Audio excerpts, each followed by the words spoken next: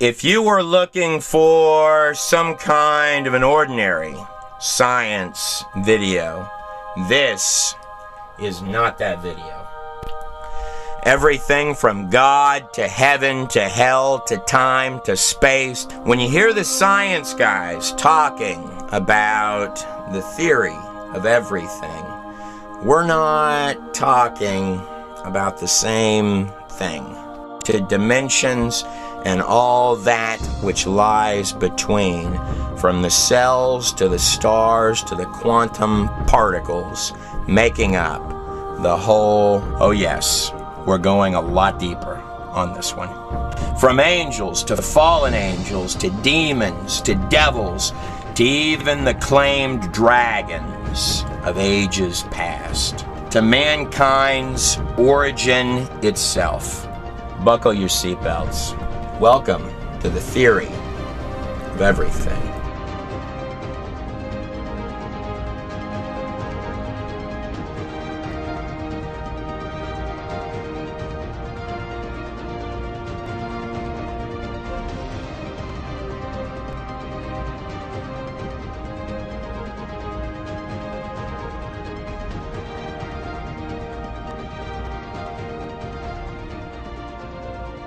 Now, to really dig into this, got to start with the understanding that it's not just the universe. It's like this enormous Swiss watch. The living organisms in this place are literally made of digital codes, of mechanics that we really don't understand even the tip of the iceberg of.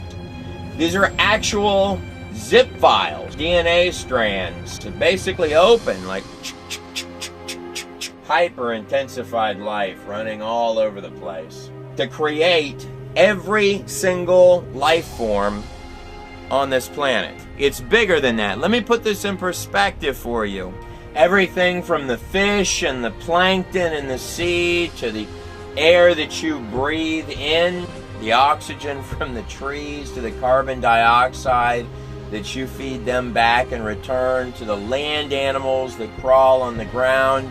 You and I, right now, while you're watching this video on the other side of the screen, are on a little bitty blue rock that it's all also symbiotic in an enormous black abyss called space. Everything here is connected to everything else, almost like a cradle that's for the infants. This is not just a few things work together here and there. This is sheer precision in every little piece of every part of this place. Systems built on systems built on systems. Genesis means the point of origin, the beginning, the inception, where what was not becomes what is. It even has its own little force field ozone to keep the atmosphere in. All making a whole. It is all connected from the cells to the stars. Isn't that awesome? And look how thin that is. Beyond imagination. There, sure glad that thing's there.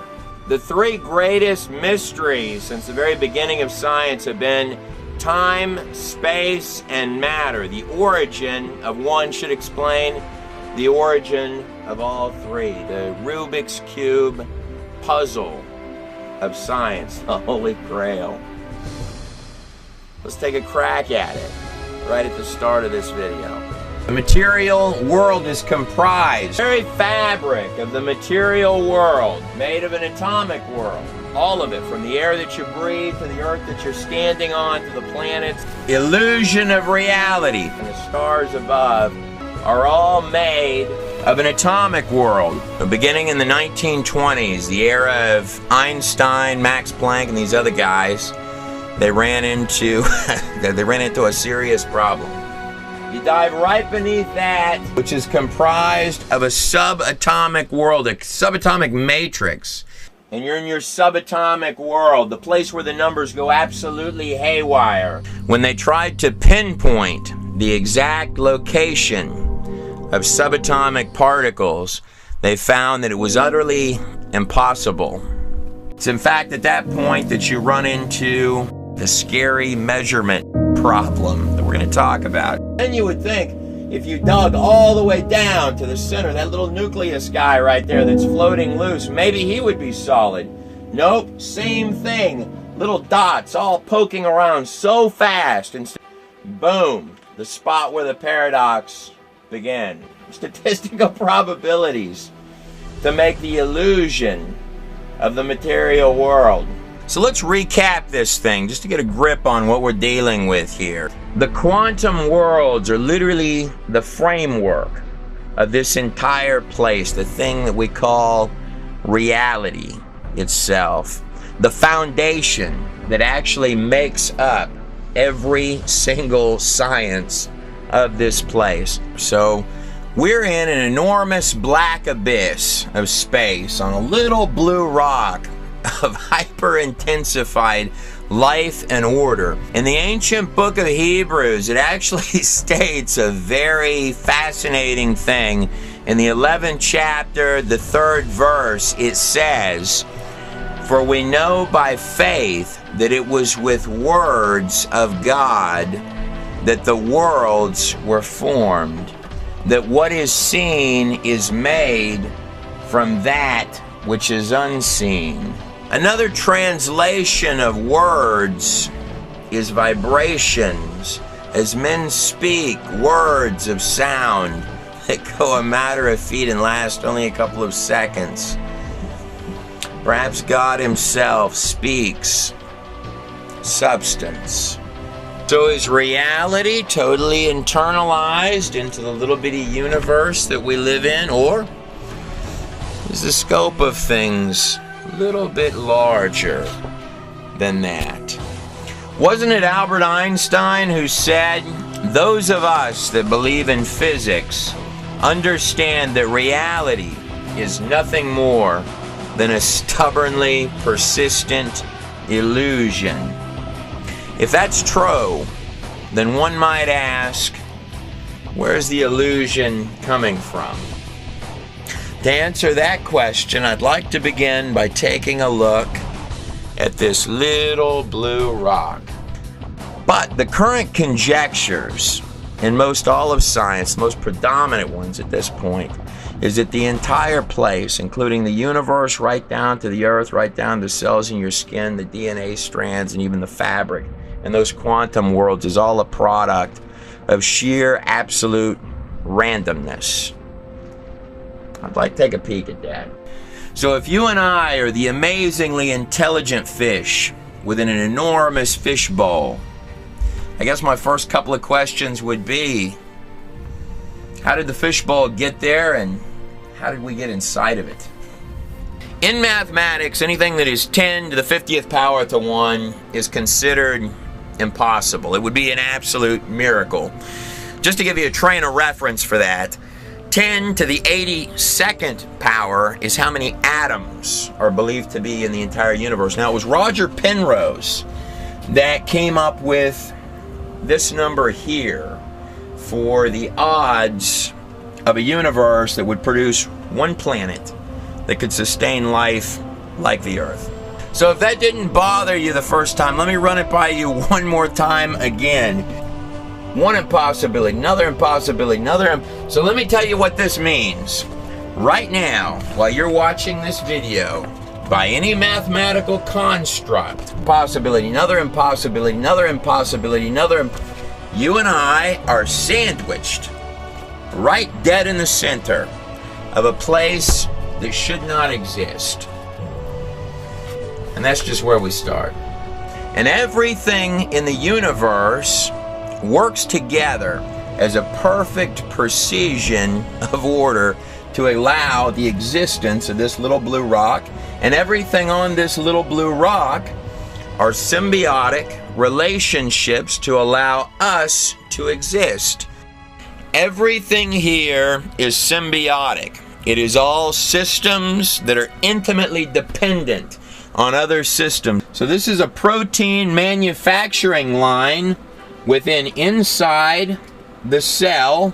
Like sometimes the key to exactly what you've been looking for is right in front of you if you take a second to look at it.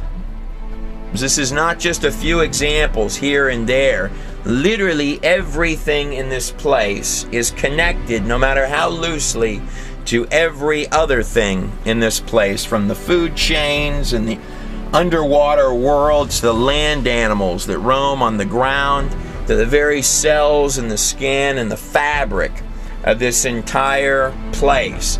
To get a DNA strand, you have to have the proteins configured properly. Yet to get the proteins, you've got to have the DNA strand. There is no chicken before the egg. And that's just one example of this. Many would argue that the entire place, the construct of the universe, right down to the earth, to the molecular fabric of your skin, is irreducibly complex from bottom to top. Now, entropy, one of the laws of thermodynamics, is that things deteriorate. They decline over time. That's not really complex. We observe this on a day-to-day basis, that organized things tend to deteriorate to chaos over time. They don't seem to improve. Now, with humans, we engineer stuff and we try and tug a war and fight with entropy and build better things, but ultimately systems decline. Our construct, our physical bodies, are made not only just of the particles, which we'll touch on and get into in just a second, but those particles, those little precision units of information, which is what Einstein would have called them. Those little digits are making up the cells, which are as complex as cities. Going to carry it to the nucleus of the cell, which is going to open up and let the RNA carry this DNA RNA delivery system into the heart of the cell. Have you ever noticed that sometimes to understand the larger scope of something, you've got to actually go surgical for a minute. Get your hands right in the mix. Pay attention to its smallest parts for just a minute. Here, imagine winning the lottery every single day, not missing once. For the next 10,000 years, you would still be nowhere close to that number. Now, the odds of one single cell, just one little cell guy, are 10 to the 39,970 to 1, give or take. Now, in comparison to that last number, this one looks really small, right? And in mathematics, we know that anything that is 10 to the 50th power to 1 is a mathematical impossibility. There are 10 to the 82nd power atoms believed to be in the entire universe. So how many times does this number fit into that number above? The answer is this: trillions of trillions of trillions of trillions. And this number could keep on going for a long, long ways. Times the number of atoms in the universe to 1, against there being one single cell in this place. I went with the lowball numbers on that, by the way. Now, the inside of a cell is a living, breathing, high-performance, no-nonsense, no-joke factory. So here's my DNA strand inside the heart of the cell. And these little machine guys come through here in a process called transcription. These things are the size of cities. In fact, the inner world of this cell is larger in its inner world than New York City, with all of its little parts doing very specific precision jobs. And then this next set of machines come through and they're writing in, they're actually doing copying, which, of course, like any factory, it all fits together like a perfect glove. It doesn't have spare factory parts in there. Every little piece is serving a precision role to every other part within the inside of that cell, which would mean, of course, that at its inception, It has to start as a complete piece, otherwise it wouldn't exist at all. In fact, if you took every piece of technology that we have ever made, packed it into a space so small that you could barely see it with our largest microscopes, you would still be light years away from the technology employed in a single cell of this place. And that single cell guy, he's dependent on other things that are beating the exact same odds, or actually larger odds as well. See?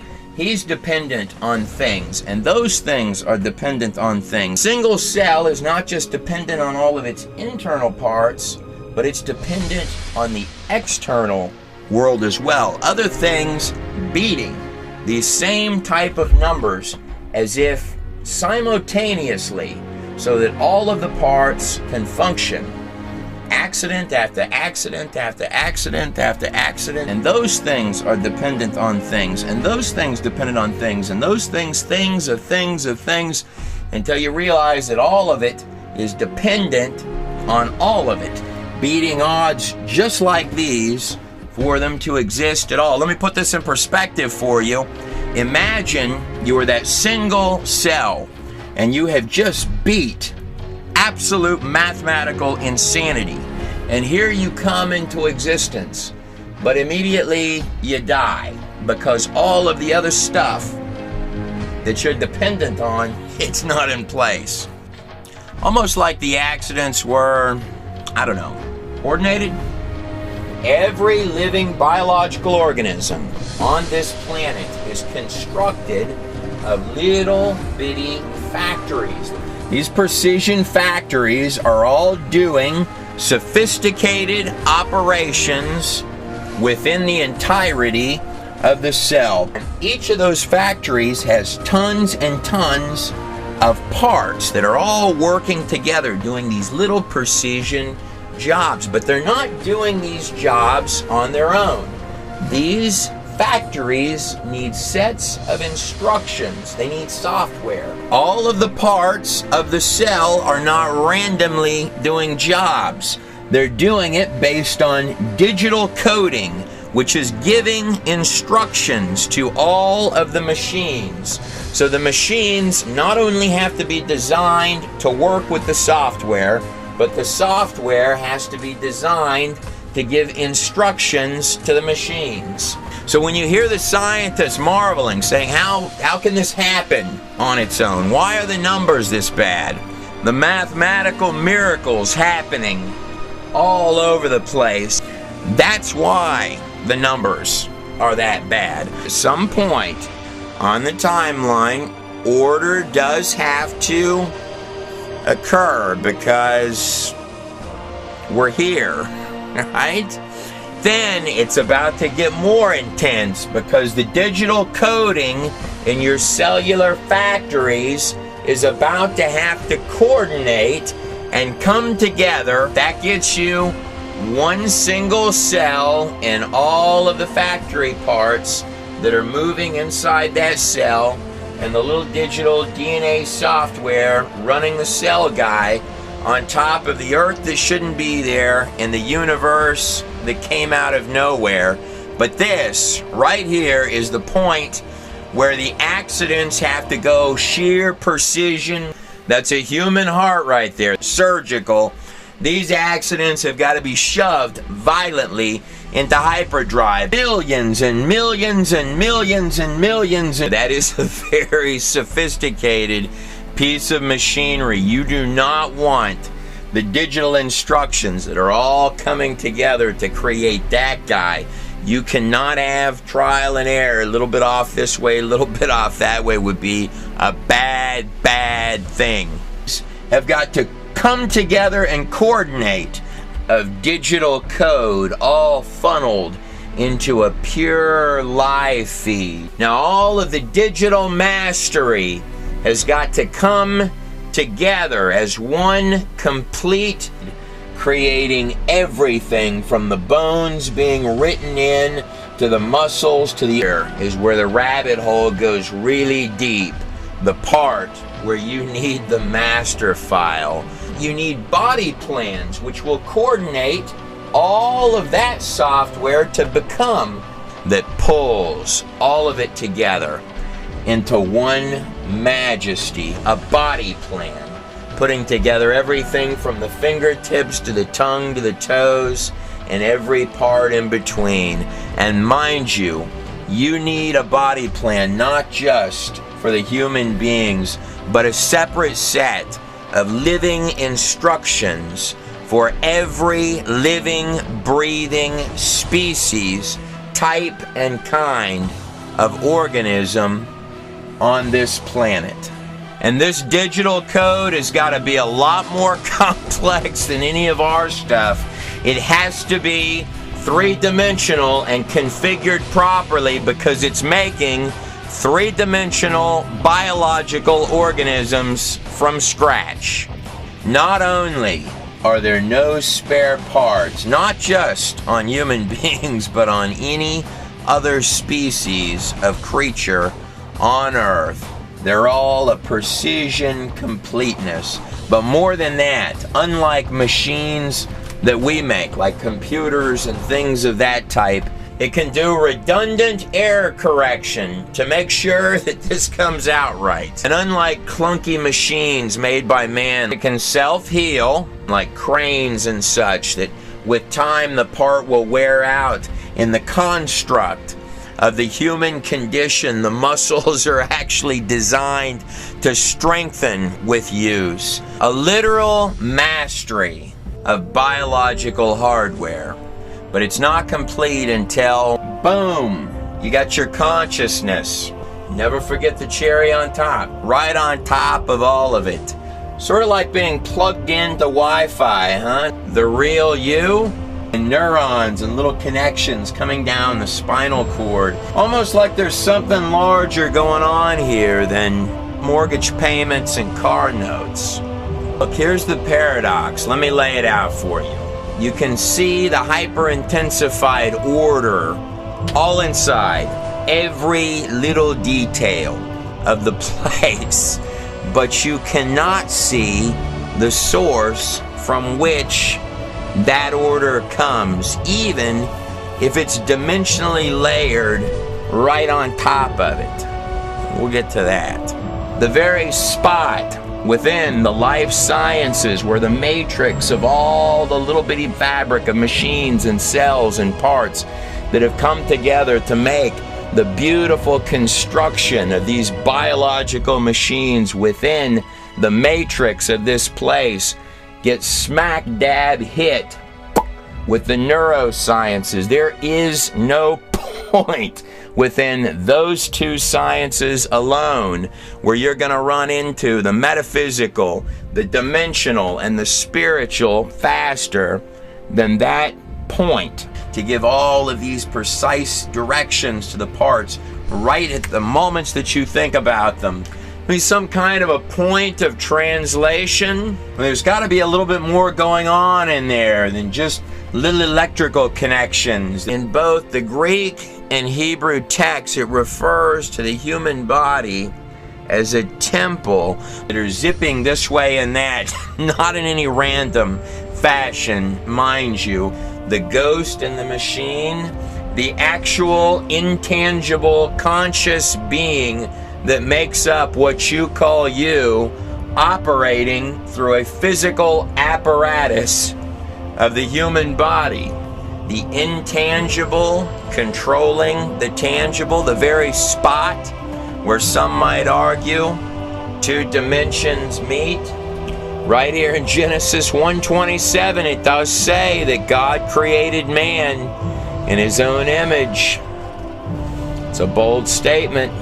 And 97% of your entire body is all self-functioning, from the organs to the cells to every single part of your biological machinery. But you're calling the top shots, experiencing the natural world through 5 senses. This is not a trite piece of business. Every second you are taking hold and driving the whole machine. by the reins. It's everything from moving the arms to where you're going to walk to your favorite flavor of ice cream. How does something as material as the matter of the mind ever give rise to something as intangible as an experience, an idea, or the live stream continuum of thought, which you call you, is not little bitty. In fact, the neurosciences, which, if you were intellectually honest about it, actually began in ancient Egypt and continue to this day, the tools and toys have gotten better. As Plato or Aristotle or philosophers all throughout the ages of time, even up till this very moment that you watch this video, would have asked, how does the non-physical control the physical? But the paradox is real. The mind, body, duality, the split, the place where you have the blurring of the lines between what they'll call the dimension of consciousness and the material world. In fact, it's not just a blurring fuzziness of the lines. That's the exact point where physical and spiritual twist. Inside this construct, there are billions and billions and billions of neurons that are all acting with little synapses firing this way and that.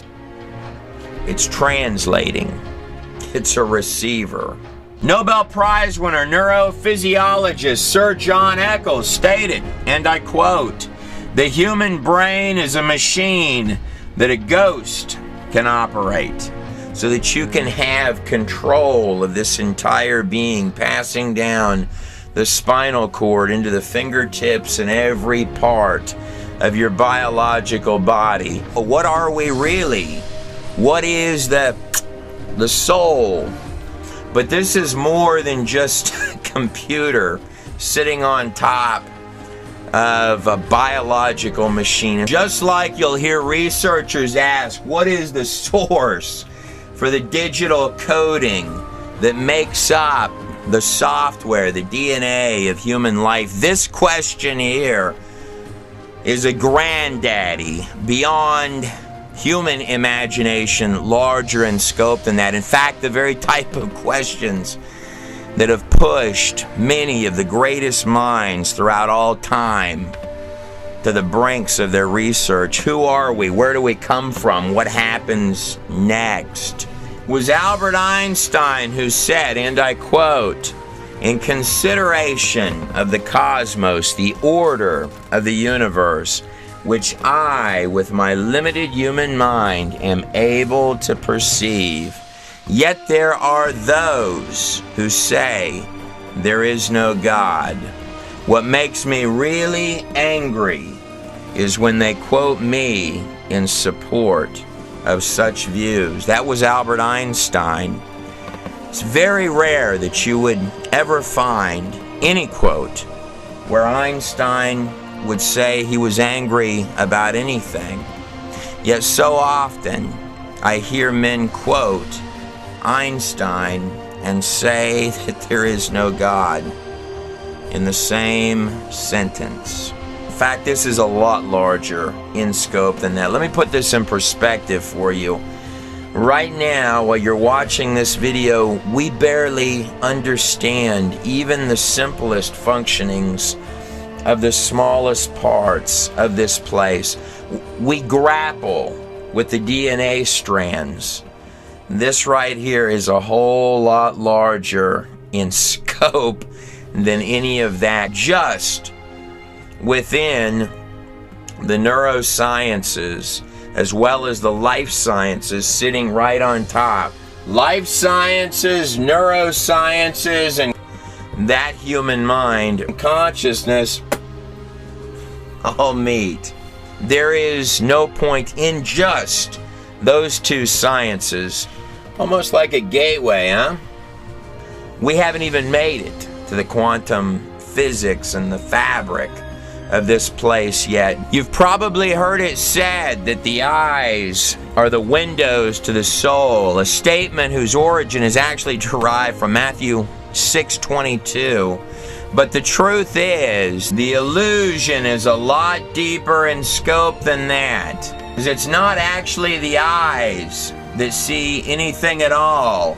The most advanced camera in the world, literally plugged in and tuned to the frequency of the material world. They're collecting the waves of light, which at their base are little quantified digital units, packets of light that enter through the eye. Solidness is an illusion. And when you're looking at something, you're actually seeing every color it's not. You're seeing the color that it rejects. But it's not just about the color of something. If you were to really look at reality the way that it is, it's comprised of zipping little digits, quantized units, 99.9% empty space.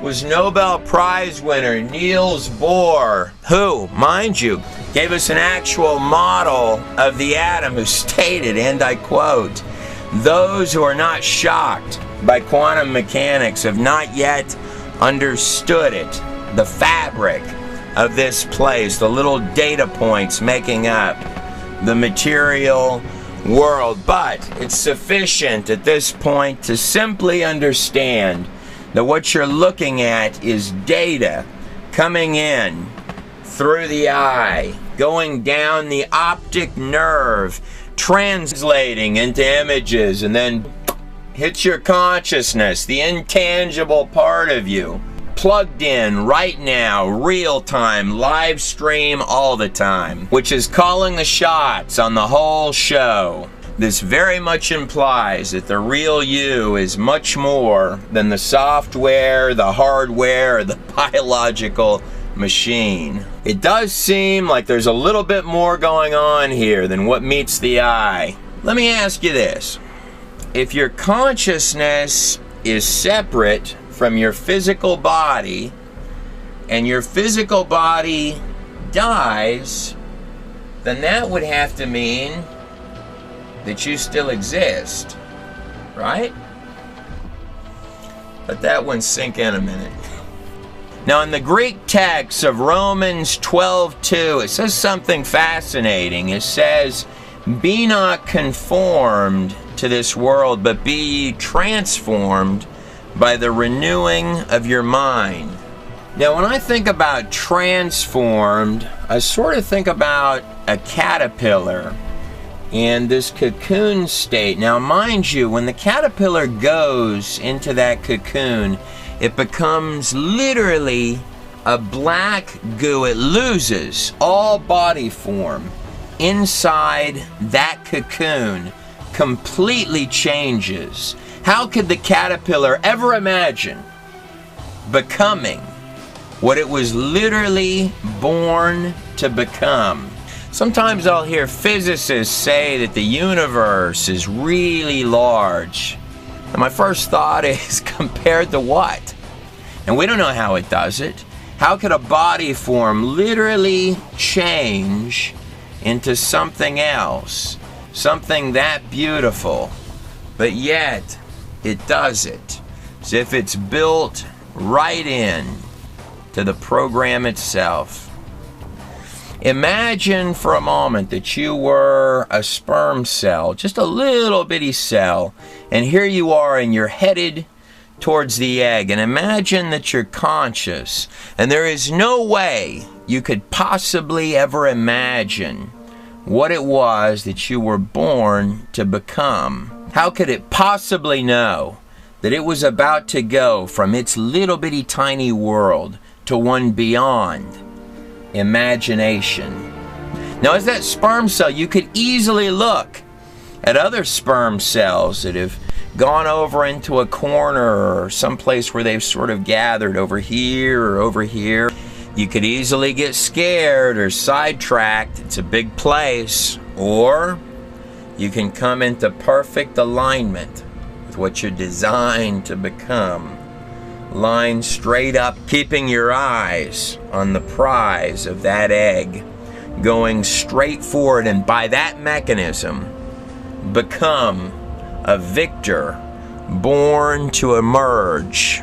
By the way, even despite the larger scope, which we're going to look at, that does mean that you were a winner at the very start of this thing.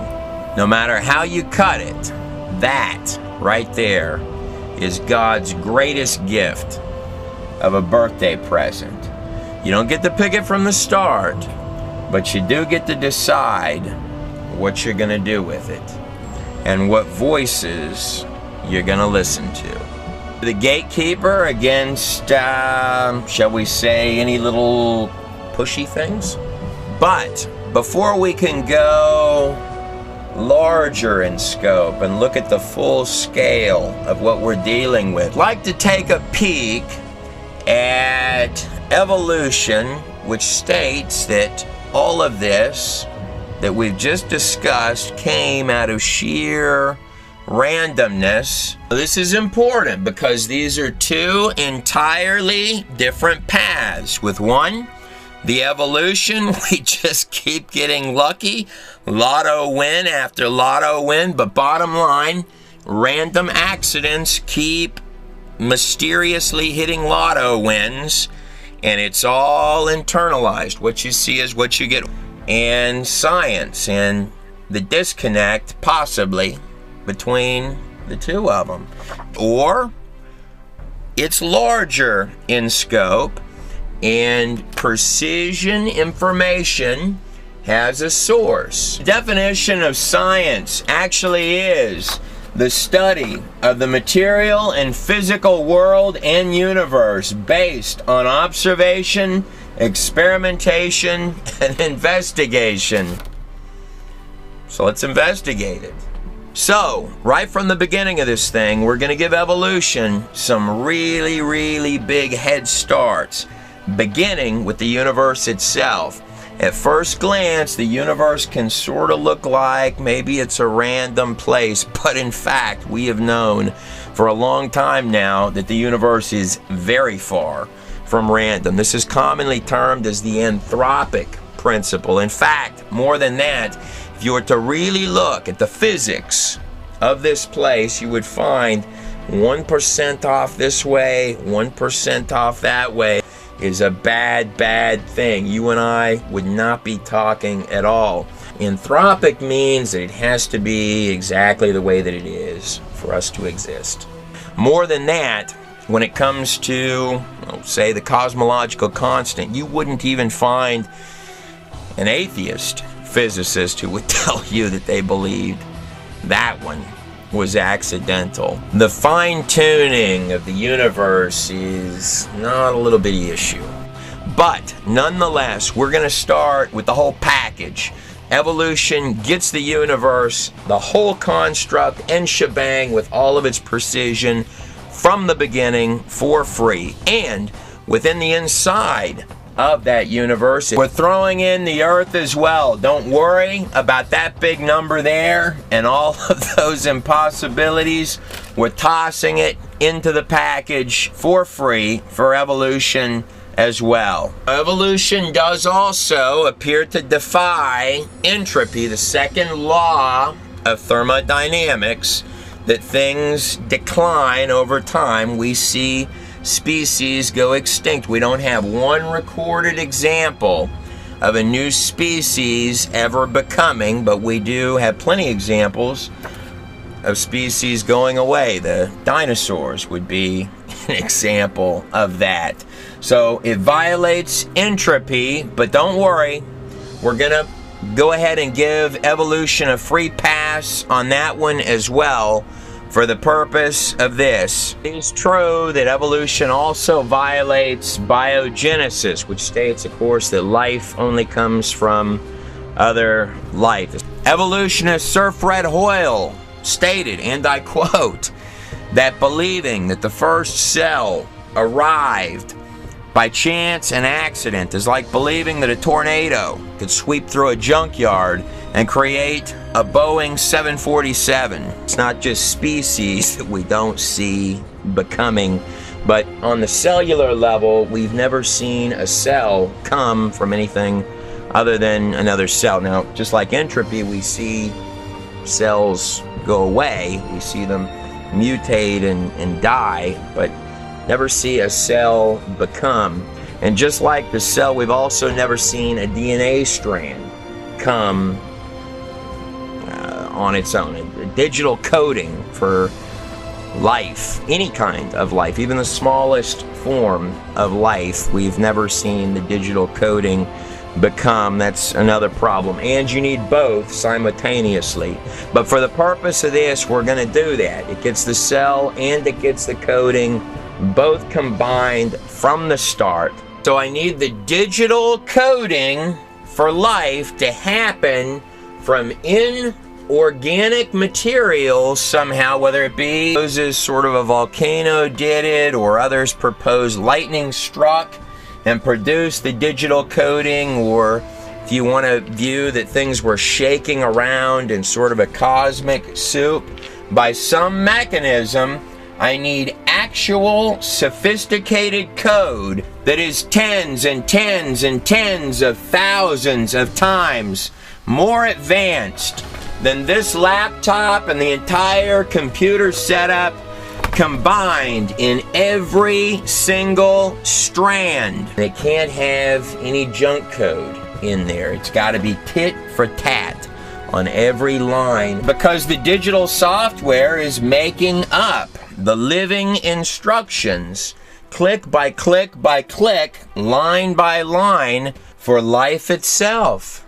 But even though the three-dimensional digital coding for just one single strand of DNA is really incredibly complex for us, that's just where it begins to get tough, because now I've got to have trillions and trillions of strands of digital software come together like a perfect glove, coordinating in each precision piece to create little bitty fingers and little arms and little legs and little bitty toes.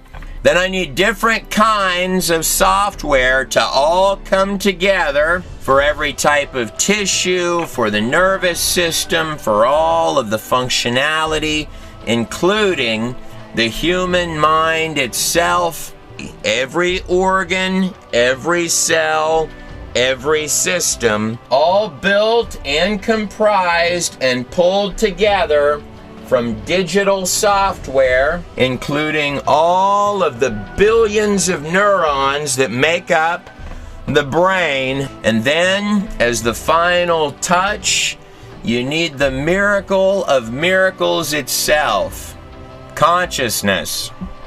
It does sort of seem like an awful lot of very mysterious accidents.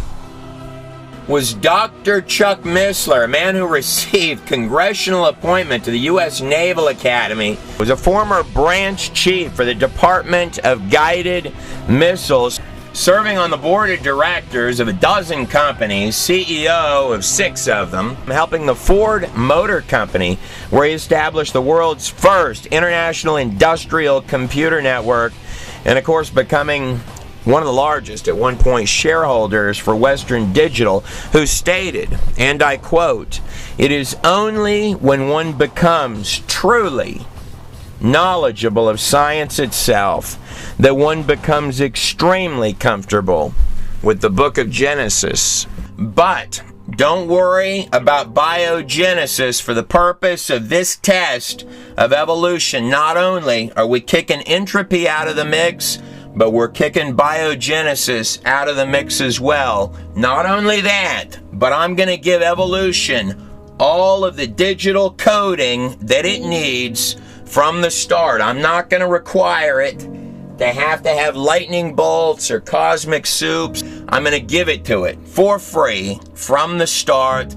We're also going to need our symbiotic relationships as well. Everything here, most especially the biological living life forms on this planet, are dependent on all sorts of systems. But there went up a mist from the whole earth and watered the face of the ground. If we were intellectually honest about it, the symbiotic relationships that we would need, particularly for the biological stuff in a single cell to exist in this place, would be trillions and trillions and trillions and trillions of things when we really began to poke through and see how many things was actually dependent on. And to be intellectually more honest about it, would probably turn out to be the entirety of all of the systems on the earth itself, or a significant portion of those systems. But just to keep this simple for this test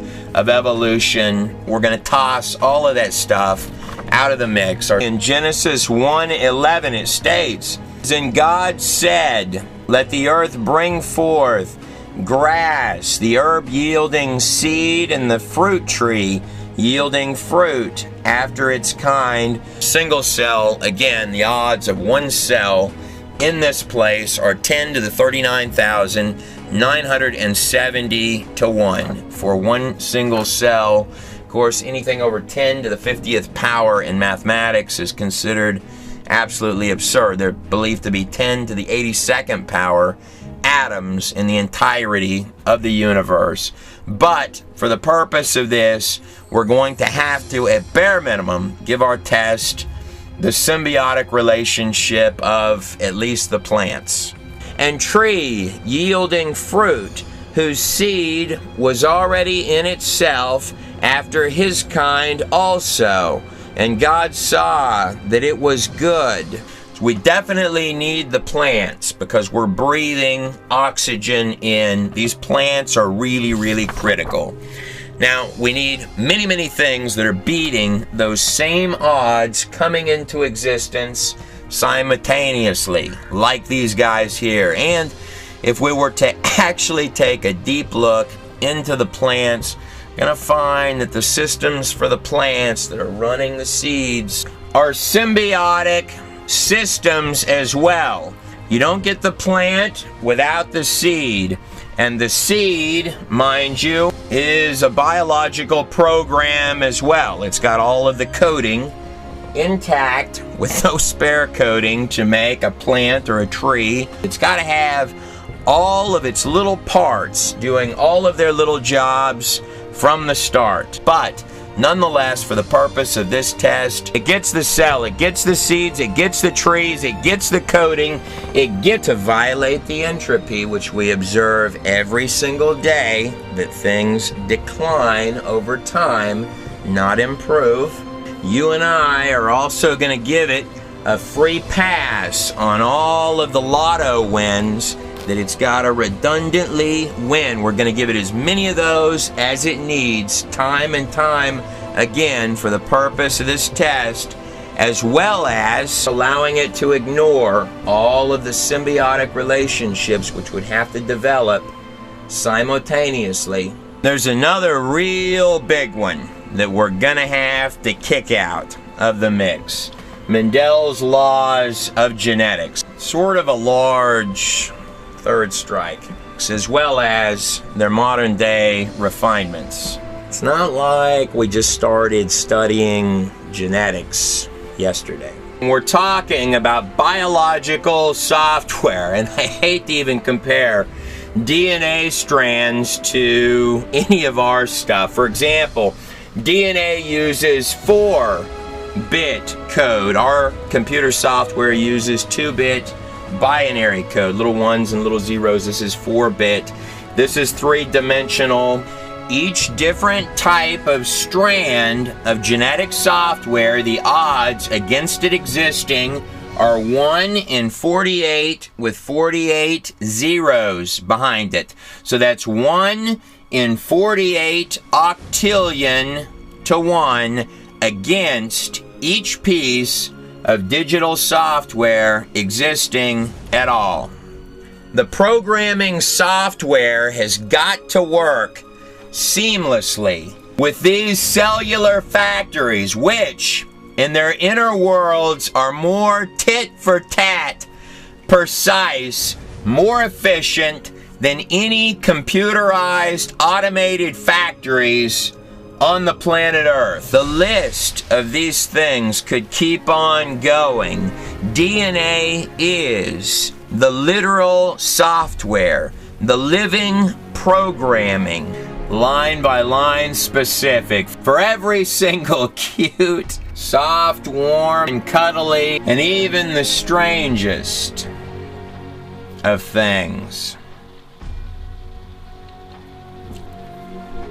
Bottom line, DNA is the software which makes up all of the different types and kinds of species on this planet. Each creature has exactly the coding that it needs to become whatever type, kind, or species of creature that it is. There is no junk code in DNA, nor is there junk code in the cells which the DNA software runs inside of, or the organs which those cells make up, or the entire functional systems of the living biological organisms themselves. And every type of creature has 0 mutating parts on its body that would hinder its chances for survival. If it had things mutating, even worse, if it gets any type of genetic defect or mutation, any type of randomness introduced into this precision, tit-for-tat, line-for-line coding, can not only injure the creature, it can kill it. That's all just the baseline stuff. If we were to leave Mendel's laws of genetics into this test of evolution, that would, let's just say it kicks up the toughness for this guy here another few trillion notches. The genetic software that makes up a bunny rabbit is entirely different from that makes up a turtle. The two cannot mate. It is a software disconnect. When you're dealing with biological software, just like dealing with regular software, programs and files, the coding has to match up. Line by line by line. Now, different programs have different coding, and they're only designed to work with specifically the coding that works with each program. The genetic coding, the actual digital software inherent in dogs, at least naturally, without any engineering done, any intelligence or any mucking with the code, the software inherent in dogs will only work or produce other breeds, other kinds of dogs. It's only compatible with other dog types.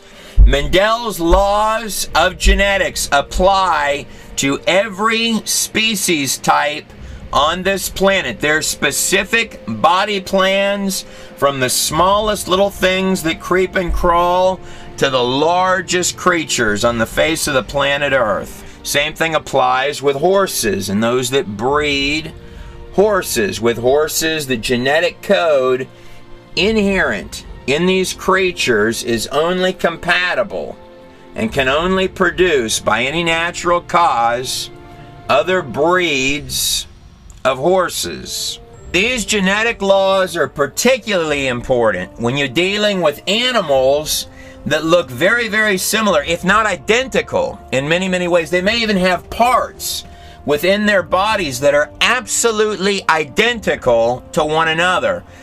Appearances can be deceiving, just like if you had two separate factories with similar or identical machines in each one, yet both factories are running different genetic software. You probably heard it said that horses, or animals that were like horses, wanted to reach tree branches, which were way up high, so the horses over time grew longer and longer necks so that they could get at those taller branches, eventually becoming giraffes.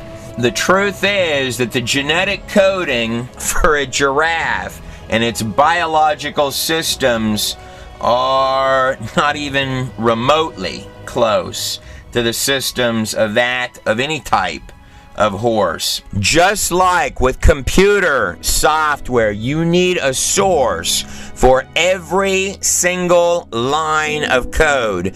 Coding does not grow, it does not magically appear, whether it be biological coding or whether it be computer coding. And if you're missing code, if any of the digits are off, your system crashes, your animal is in trouble. It's not the little train that thought it could. This is real coding that you need for every part, including a different circulatory system. This is not just wishful thinking, I want to click up a larger neck. This is real. You need actual tit for tat for tit for tat, line for line for line for line, digital coding for every cell, every function, every part.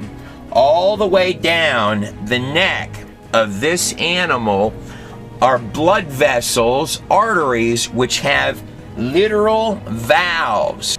This is going to take more walls of digital coding that will shut off and keep blood so that when it goes down for a drink of water, it will not pass out, which would most definitely injure its chances of survival if it's trying to run or get away, or it passes out and drowns in the pool of water, or if the animal simply passes out every time it goes down for a drink. It's also got special sponge-like material on its mind to capture blood in. Those take more software so that when its neck goes up and down, that it will not again pass out and go unconscious. And to run these extra apparatus of the long neck, it needs a 2.5 foot long heart, give or take. Entirely different heart, that's going to be a bunch of these, pumping all of that circulatory blood through this long neck. This isn't just a couple of little knickknacks that are different. This animal has an entirely different body plan. Software after software after software. If it were missing one piece of any part of this animal, the giraffe, would not exist. Once again, from inorganic material, I need trillions of lines of precision three-dimensional software to mysteriously appear.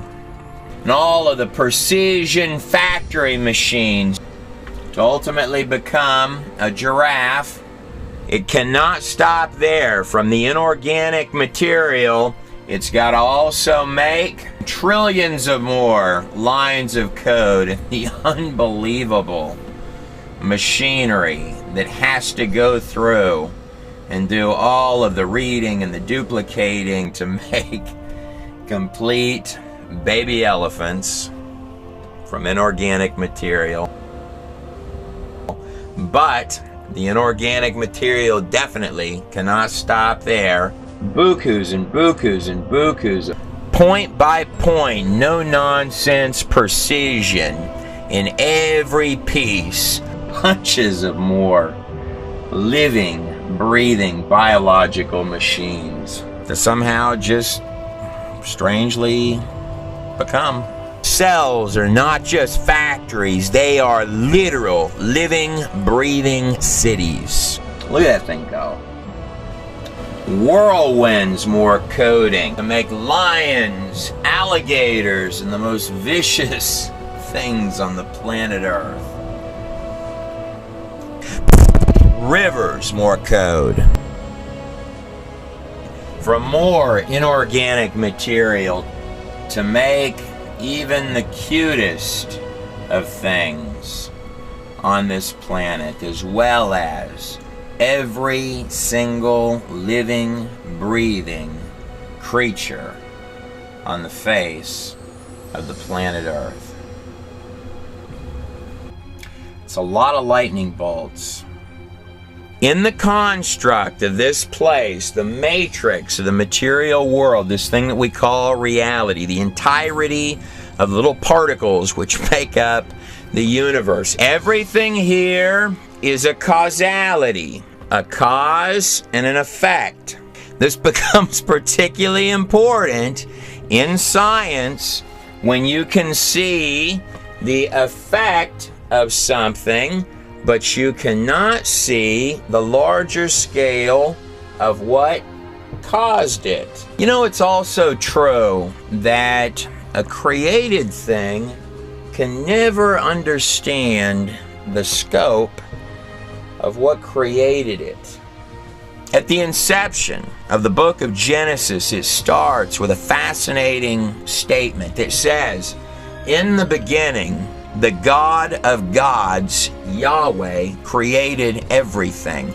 Now, the use of the word God in the Hebrew, in that sentence, Yahweh, means something a lot larger in scope than Zeus or a man in the clouds with a lightning bolt.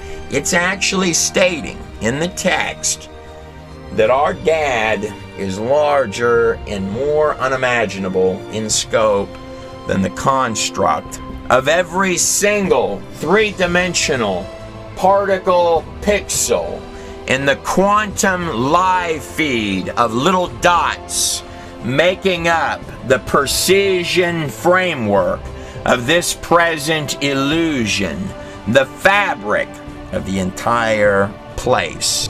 And the text goes on to say, "And the earth was without form and void." Now, in the original Hebrew, that sentence actually reads, "And the earth had become without form and void," as if to indicate that the place itself, the entire construct, is older than where our story begins. It goes on to say, "And darkness was on the face of the deep." Now, many commentators have speculated on that passage that it's talking about the water and the oceans, and that is a possibility. What's interesting is that the word darkness is a very heavy metaphor word. You know, I'm wondering if the text is referring to just regular darkness, or if it's referencing something a little deeper than that. And the word waters, or celestial waters, in every ancient culture meant the entirety of the universe, the place where the stars are. So it states, "And the Spirit of God moved upon the face of the waters. And God said, let there be light." Now, the word light is another extremely heavy metaphor word. "And God saw that the light was good, and God divided the light from the darkness." What's funny is that even as a human and designing something on a computer per se, what I'll do when I begin a new project is I'll separate my old stuff from my new stuff and make a clean slate. It's at that point in the text that you begin with your dramatic rise in order in the place itself. This systematic rise, almost as systematic and step-by-step precise as the order which rises when a DNA strand opens to become a living, breathing life form. Whatever the case, let's swim a little further upstream and see if we can't get our head up above the water. It is true that inorganic material, no matter how much you shake it or cosmic soup it, does not generally start spitting out digital coding. Even dealing with the smallest little microbes on the face of the planet Earth, like this little virus of E. coli that I've got going on the screen right here. The software has got to be a pre-programmed match on every line, just like in a computer program. And they can only interbreed within their kind, like viruses do lateral gene transfers. This is dogs and other animals can only mate within or share genes within their specific track of animals. Turtles with turtles, bunny rabbits with bunny rabbits. Bottom line, whether you're dealing with the littlest bug, the largest buffalo, or the pristine pentacle of human life itself, you are gonna need the source code. Tuck the fact that I brought up viruses into the back of your mind. Little bitty guys that like to come into a cell like a little bitty missile and convince the host that their voice is the one that the cell should be listening to it before they crawl in there and create a tumor or a cancer and add their code to the mix. Just like what happens on computer software when a virus wiggles its way in. Perhaps also when arriving at the dimensional scope of things, you not only have larger scale issues, but perhaps as well there are little buggers and unfriendlies in dimensional structures as well. Oh, one more little bitty detail before I forget. The amalgamation of 66 ancient documents that we call the Holy Bible is redundant to express one single message over and over and over and over again, that the scope of what's going on here is larger than the planets or the stars or the molecular fabric of the skin or even the quantum particles that make up the matrix of the whole place. That what the Creator of the heavens and the earth is interested in has nothing to do with the software, the hardware, or the biological bag of parts that we call a human body, or the roller coaster ride of minutes that we define as a human life. But the scope, the precious treasure, the gem amongst the darkness that he is seeking out and looking for. He's interested in the real deal, the point that's calling all the shots for the whole puppet show of precision parts. He's interested in the real you. But according to those ancient pages, it doesn't matter whether you feel like you got served up one coin at the start of this life or 10, where you came from or what place on the planet Earth you may have been born. In truth, the particles that make up the human construct are no different than those that make up the bunny rabbit, the turtle, or the ground beneath your feet. But the scope of the differences in the human conscious condition are larger than the light year separator between the intellectual capacities between us and any other living, breathing creature on the face of the planet Earth. But according to those pages, we are born above things that even these primitive eyes that see like cameras are blind to. What I'm saying is this: appearances can be deceiving. The world you see with your eyes, this place couched in a much larger spiritual, dimensional reality. The masquerade of particles, pretending to be the illusion of the material world. You know, it is true that whether it be a king or a father, you generally see what someone will do with little before you give them much. But greater still, according to those pages, the real you, behind the machine, infancy stage, you were born to be heir to an empire. The beautiful test, that's precisely what those pages are saying. Just thought I'd mention it.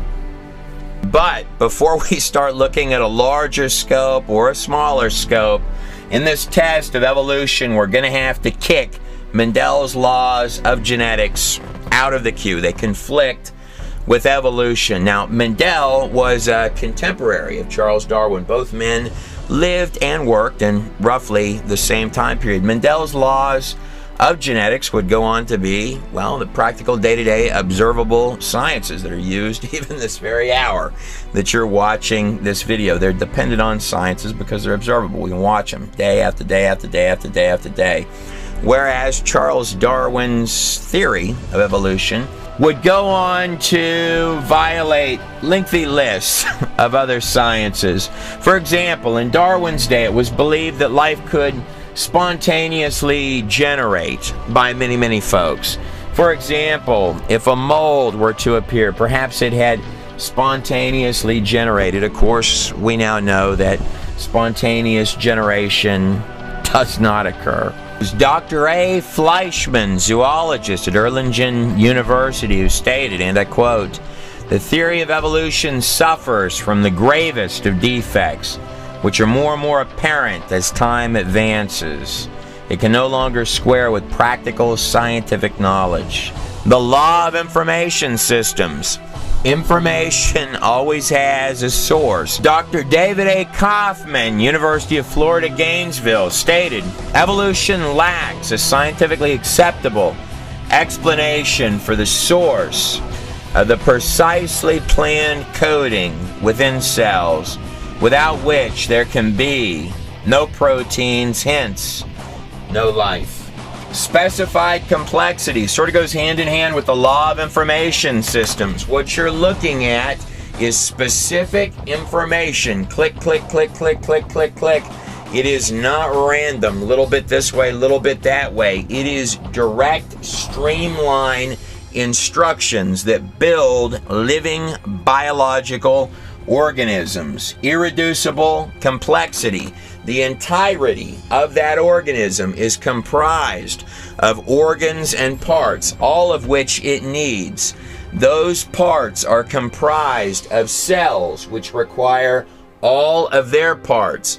Those cells are run by digital software, which require all of their coding from the information systems to run the inside of the cells. All of these parts are made of quantum particles, which are not random either. It is irreducibly complex from bottom to top. Statistical mathematics is not evolution's friend by any stretch of the imagination. Natural selection. If you have two dogs, bald dog, hairy dog, snowstorm comes through, environment changes, I lose my bald dog, I've got less dogs than I started with. Natural selection, or survival of the fittest, goes hand in hand with entropy. As environments change, resources go away, you see species drop off of the map. This is why we observe species die or leave, but we do not see new species become. Natural selection is not a friend of evolution. The fossil record. Tom Kemp of Oxford University stated, and I quote, "As is well known, most fossil species appear instantaneously in the fossil record." Genetic complexity, information theory. The truth is that if we were to really go through the entire list of places where there's a 180-degree conflict with evolution, we would be here for weeks. So I'm going to rip all of it out right this second, toss it to the side, level playing field. Let's put evolution to the test. It was in 1859 that Charles Darwin proposed the origin of species. Things evolve into other things. So see the dog, he jumped in the water and he is deciding he's going to sort of grow these fin-like things. See, so the dog ultimately turned into a whale. See how the theory works? Now, mind you, in 1859, when this was proposed by Darwin, it was believed at that time that a single cell was as complex as a ping pong ball. And God created great whales and every living creature that moves, which the waters brought forth abundantly after their kinds. So here's one of the proposed charts or ascent transition lines for evolution, and you can see the drawing here is indicating that the fish is growing arms, which are going to form a different head and become a tail, and now it's getting fingers down here. The problems with this are intrinsic, beginning with, of course, the digital programming code of DNA is just like software coding for a program.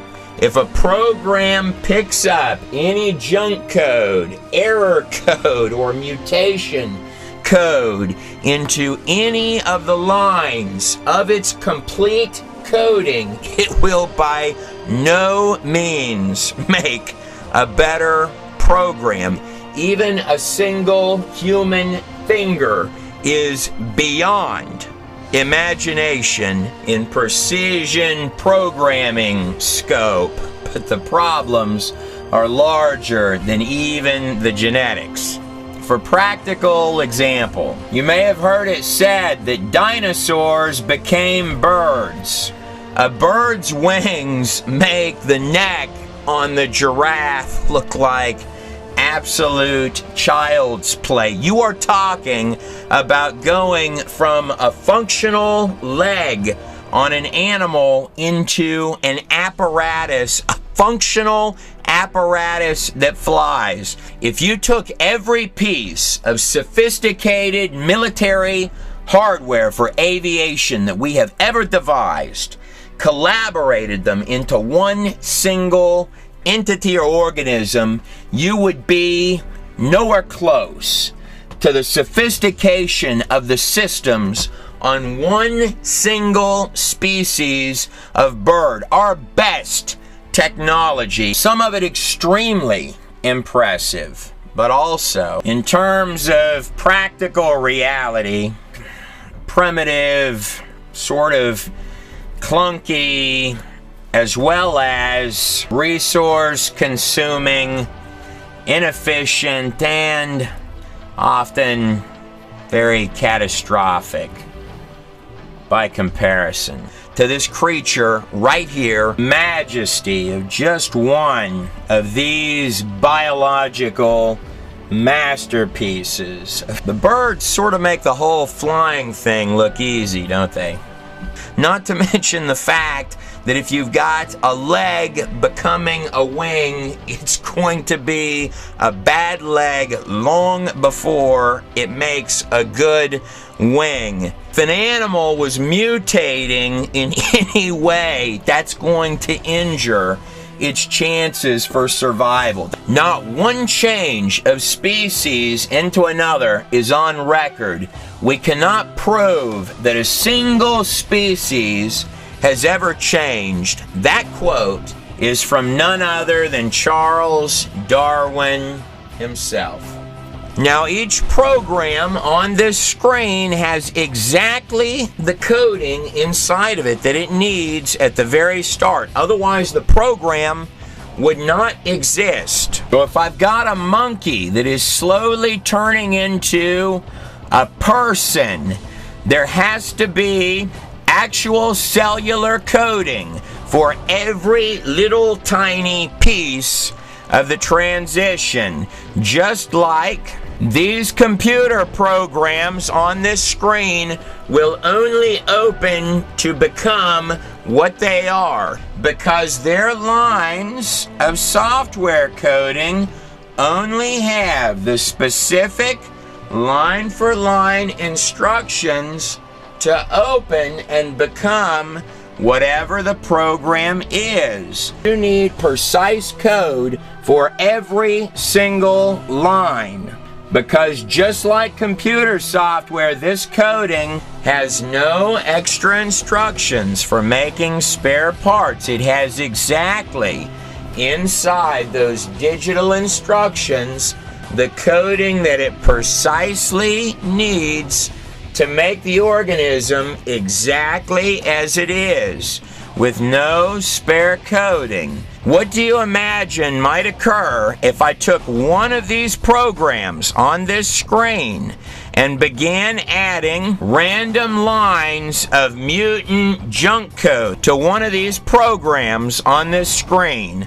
Would it increase and make the program evolve to become a better program? Or, option B, do you think that adding random code, junk code, and mutation code to precision genetic software might not ever get a dog to change body plans and all of its genetic coding and become a whale?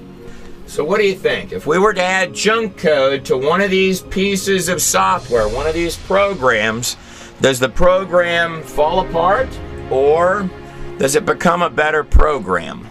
And whatever the case, evolution is stating that random accidents in the precision genetic coding began to accidentally spit out every direction and every kind of creature and species on the planet Earth. Despite the entropy, biogenesis, and all of Mendel's laws of genetics, and also ignoring all of these basic day-to-day observable sciences, one would anticipate that the evidence for all of these transitions, which would have to occur, spitting out mutant animals and creatures in every conceivable direction, should be readily available and easy to find within the fossil record. Strangely though, the evidence on the entire face of the whole planet Earth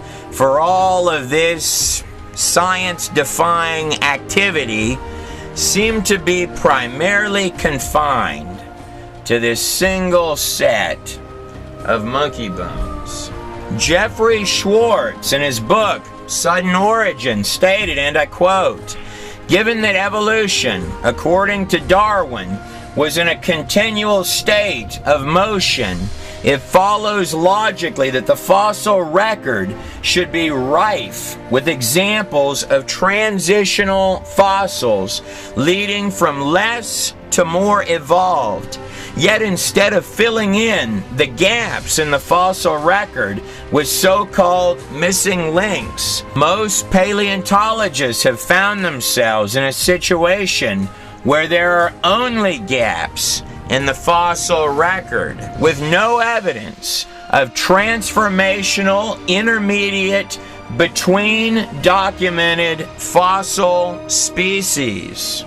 So despite just what Charles Darwin said in his own day, that there is no evidence of species changing from one to another, and the fossil record working to further illustrate that animals stay within their spectrums, not seeming to have fossils that change into one another. Ian Eldridge stated in his book, The Myths of Human Evolution, and I quote, "The fossil record flatly fails to substantiate the expectation of finely graded changes over time." Despite all of that, the fossil record and all of the sciences, let's go a tad bit deeper. Because one would think if you were going to search for evolution, surely you would find it in the simplest of insects. Now, it is true that since the early 1900s, almost 100 years now, we've been doing fruit fly experiments. Tens of thousands, probably millions of generations of fruit flies at this point have been bred in labs, and they do all sorts of weird stuff to them to try and encourage mutations. They're trying to get them to have a mutation that has a genetic benefit as well as pass it on. Basically, they're trying to prove evolution. At this point, with tens of thousands of these that have occurred, the statement that arrives from the fruit fly experiments is that they appear to be immune to evolution. And they use the fruit flies because they have short lifespans, about 11 days. And on top of that, the flies are really inexpensive. They're cheap. In fact, was it not Morris Colry who said, out of our 400 mutations, there's not one that can be called a new species? Or Norman Macbeth, who quoted, if 1,000 mutations were combined all into one specimen, we still would not have a new species. So this guy here is a motor protein headed towards the nucleus of the cell on these little bitty highways. Or perhaps you may prefer Francis Hitching, hardcore atheist, mind you, who stated, and I quote, "The fruit flies refuse to become anything other than fruit flies under any circumstances yet devised." He's battery charged by the mitochondria. Or, just for good measure, how about Gordon R. Taylor, who stated it's striking that geneticists have been breeding fruit flies for more than 60 years all around the world, flies which produce a new generation every 11 days. Yet they have never seen the emergence of even as much as a new enzyme. And these guys here are little bitty turbines which are turning and they're powering billions of little mitochondria batteries. But even if you find deterioration in the insects and you can't find evolution in them, surely at least you could find some kind of improvements happening even in the microscopic world of the little bitty cells, wouldn't you think? And it's not just the fruit flies that they've been trying this mutation thing on, mind you. Michigan State University evolutionary biologist Richard Linsky and his colleagues have searched for signs of evolution in bacteria, single-celled bacteria now for more than 20 years, tracking more than 40,000 generations. And in the end, right now up until today, every part of the cell is doing a job that functions. Some other part have been, at bare minimum, just lateral, most in sheer volume, degenerative. A fact which caused University of Bristol bacteriology professor Alan Linton to state, where's the experimental evidence? None exists. In the entire history of mankind, more importantly, the history of science itself, on the entire earth, there's not one experimental example to date of a cell mutating one single upward notch of function or new improvement. And it's not for lack of trying, interestingly enough. Where's the experimental evidence? Alan Linton continues. None exists. Bacteria with generation times of 20 to 30 minutes. But throughout the 150 years of the science of bacteriology, there is no evidence that one species of bacteria has ever changed into another, despite the fact that populations have been exposed to potent chemical and physical mutagens.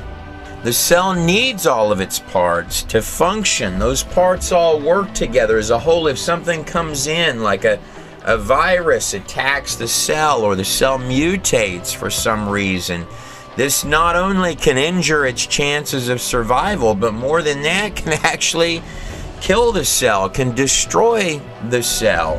It has to be healthy and functional with all of its pieces doing their jobs. If something comes in and interferes with that, it doesn't become a better cell. Allen continues, since there is no evidence for species changes between even the simplest forms of unicellular life, is it not surprising, he continues, that there is no evidence for evolution throughout the whole array of multicellular life on this planet? That was Dr. Alan Linton. The biological life forms on this planet are not just comprised of little bitty cellular factories that are more sophisticated than every single automated factory on Earth combined into a space so small that you can barely see it with our largest microscopes, and then run with digital precision software. But the inside of those cells are made of little bitty machines all doing things so that you and I can even exist at all. It was Dr. Doug Axe and Dr. Ann Gauger that came up with these numbers here. Assuming you started with your complete cell, your complete Earth, and you've got your digital software running inside the cell, now you need coordinated mutations, coordinated accidents to occur within these strands on the DNA. So, to get 6 coordinated mutations to produce one new beneficial function on the inside of a single cell would take 16 billion years. 16 billion years is the currently believed age of the entire universe. I didn't like their numbers, so I kicked it way up. Why not? The 1 trillion coordinated mutations. That would be almost enough for one earthworm, give or take, on this planet, which shouldn't mathematically be here. If we were to speed him up, he's actually walking a lot faster than that. I don't know. It just doesn't look random to me. You know, I'm thinking that the answers could very easily be a little bit larger in scope. Maybe the history of the place could bring some illumination. This is Dr. Jack Horner. Now, Jack was a technical advisor in the 1991 movie Jurassic Park. He was doing an archaeological dig when they found... The scientific world is still reeling from the discovery of actual Tyrannosaurus rex cells and soft tissue unearthed last week at a Montana excavation site.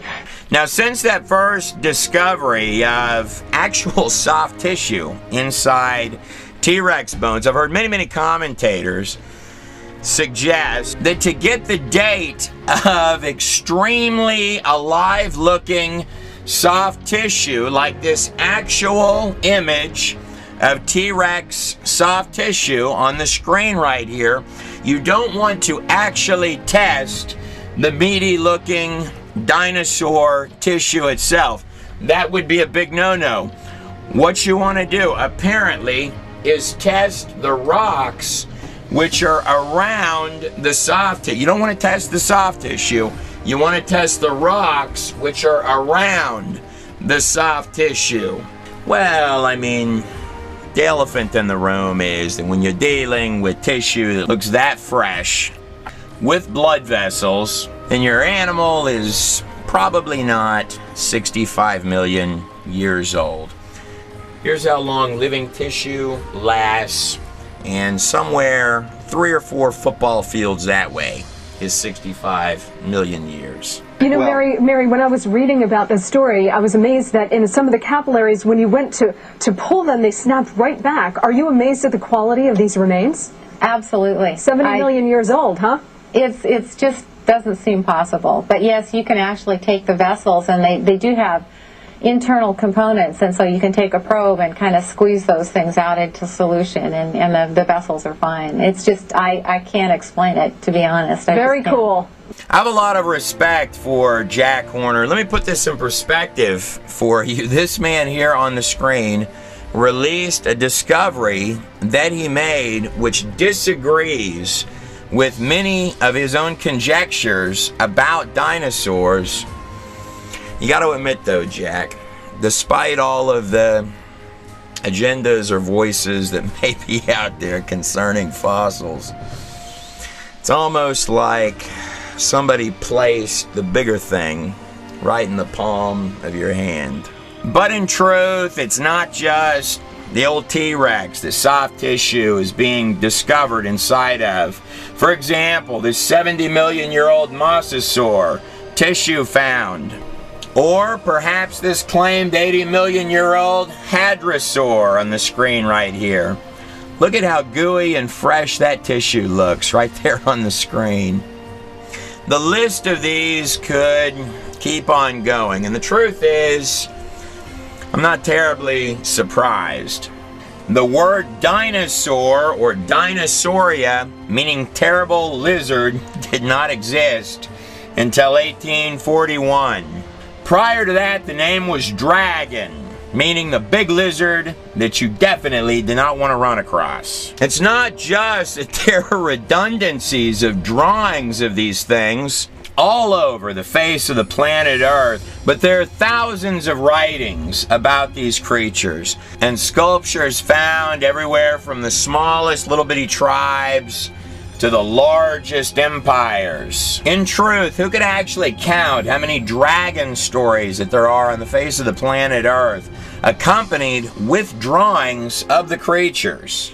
In fact, the old science book Historia Animalium claims that in the 1500s, dragons, dinosaurs, were extremely rare, but were still existent at that time. You couldn't make this stuff up. Alexander the Great wrote about dinosaur dragons in India.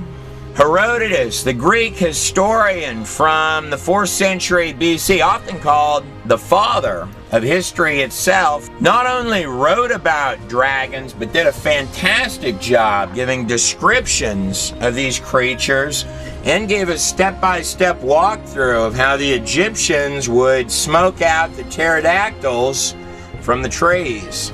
Aristotle, Greek philosopher from the 3rd century BC, also gave eyewitness accounts to these large reptile creatures, dragons, as well as descriptions of the flying lizard similar to the thunderbird or pterodactyl head found at the top of Indian prayer sticks. Marco Polo, the explorer from the 12th to 13th century AD, gave incredible accounts about large dragon beasts in the chronicles and records of his journeys. And we can be pretty certain that they weren't telling these dinosaur dragon stories as myths, because we've got the bones for them. Complete with the gooey, fresh and soft dragon tissue. I could pretty easily be persuaded to believe that the person that drew all of these lines on this Ica stone right here knew what a triceratops looked like. And here's a guy riding on top of a triceratops. Any man brave enough to hop onto the back of a triceratops is absolutely worthy of the honor to be drawn on a rock. I think it would also be extremely difficult to convince the Asian cultures that there weren't dragons. In truth, you could spend hours going through all of the inscriptions found all across the ancient world. And the amazing thing is how remarkably similar many of the reliefs are to actual bone structures that we find fossilized underneath the earth.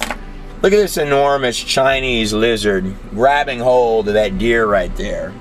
In fact, the Chinese zodiac has 11 regular day-to-day animals on it, as well as one dragon. You know the real fascinating thing about dinosaurs, though?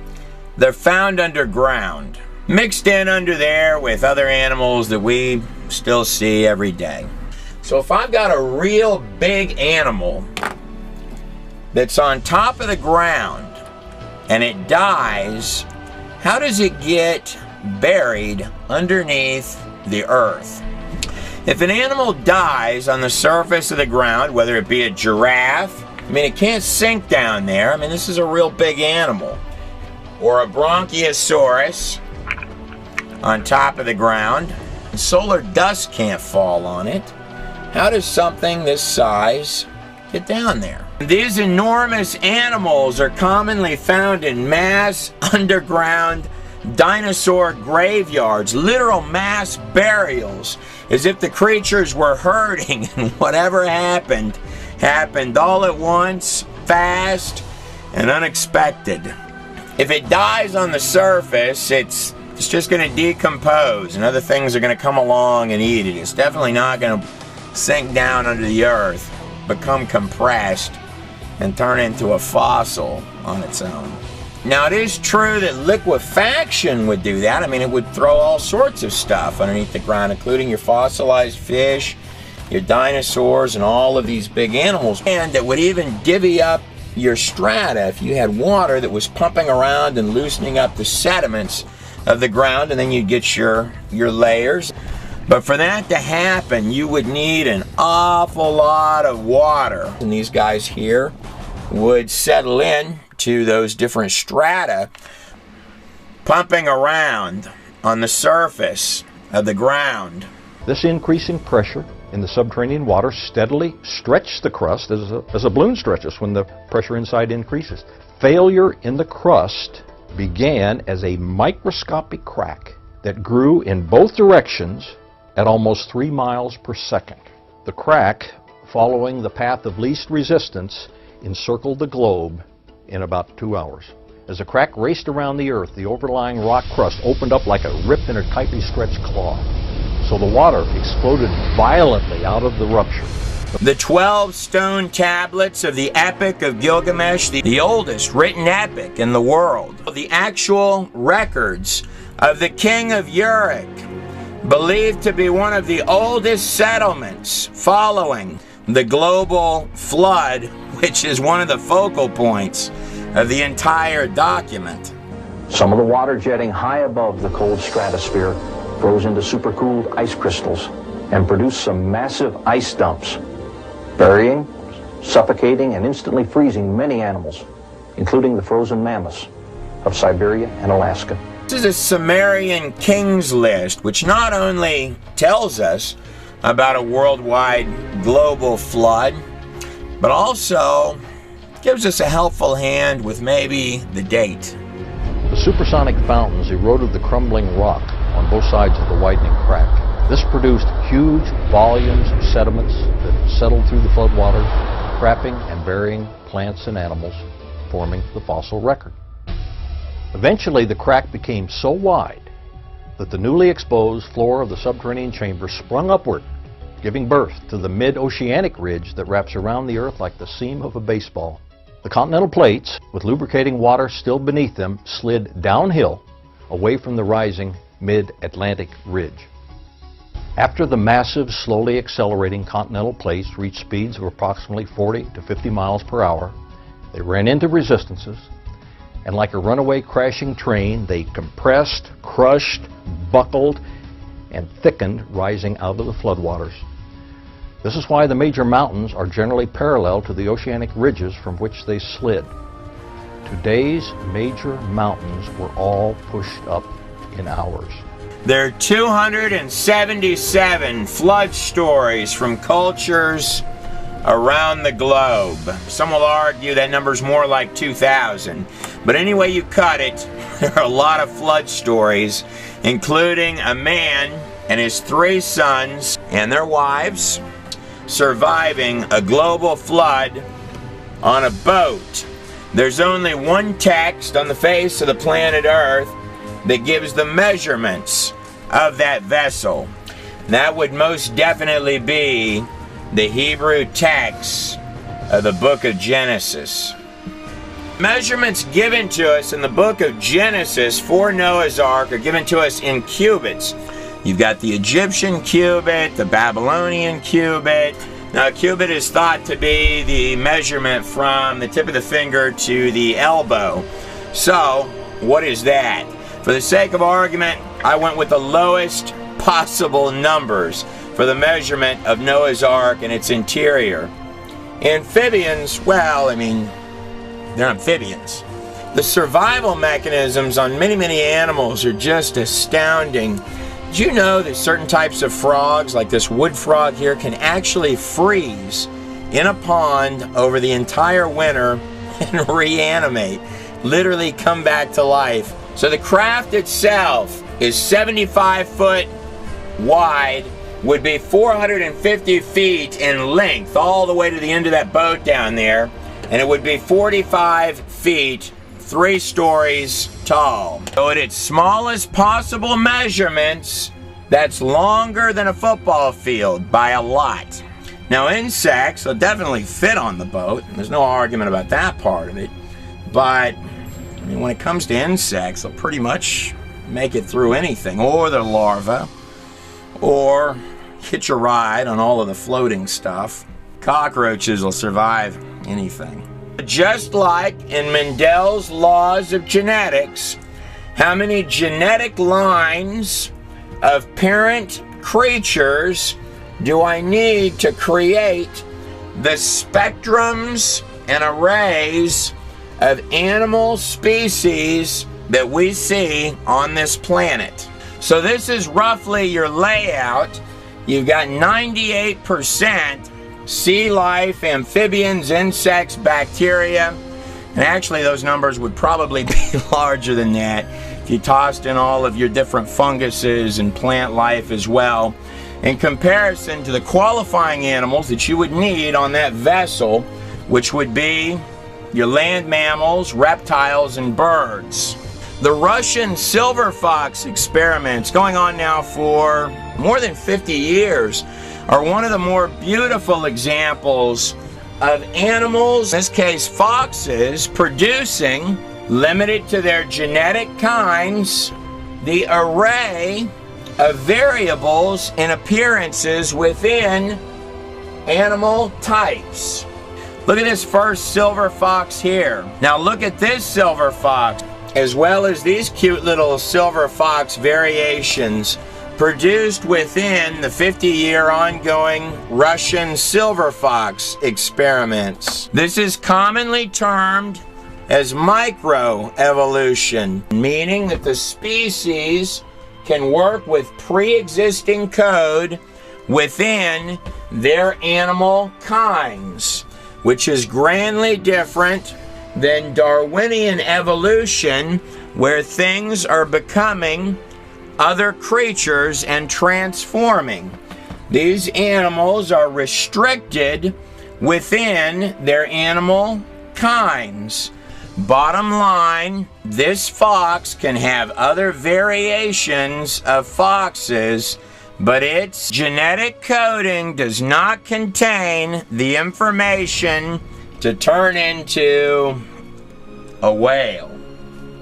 Actually, genetically speaking, everything on this planet is losing genetic information. This is particularly observable in viruses, but in all the creatures on the planet, we're actually degrading, just like with entropy, and losing species counts. The current numbers on extinction rate are anywhere between 1,000 species a year to 10,000 between all of these types of creatures, and depending on whose numbers that you listen to, but we're certainly losing things and not gaining them. And the same applies to our genetic coding.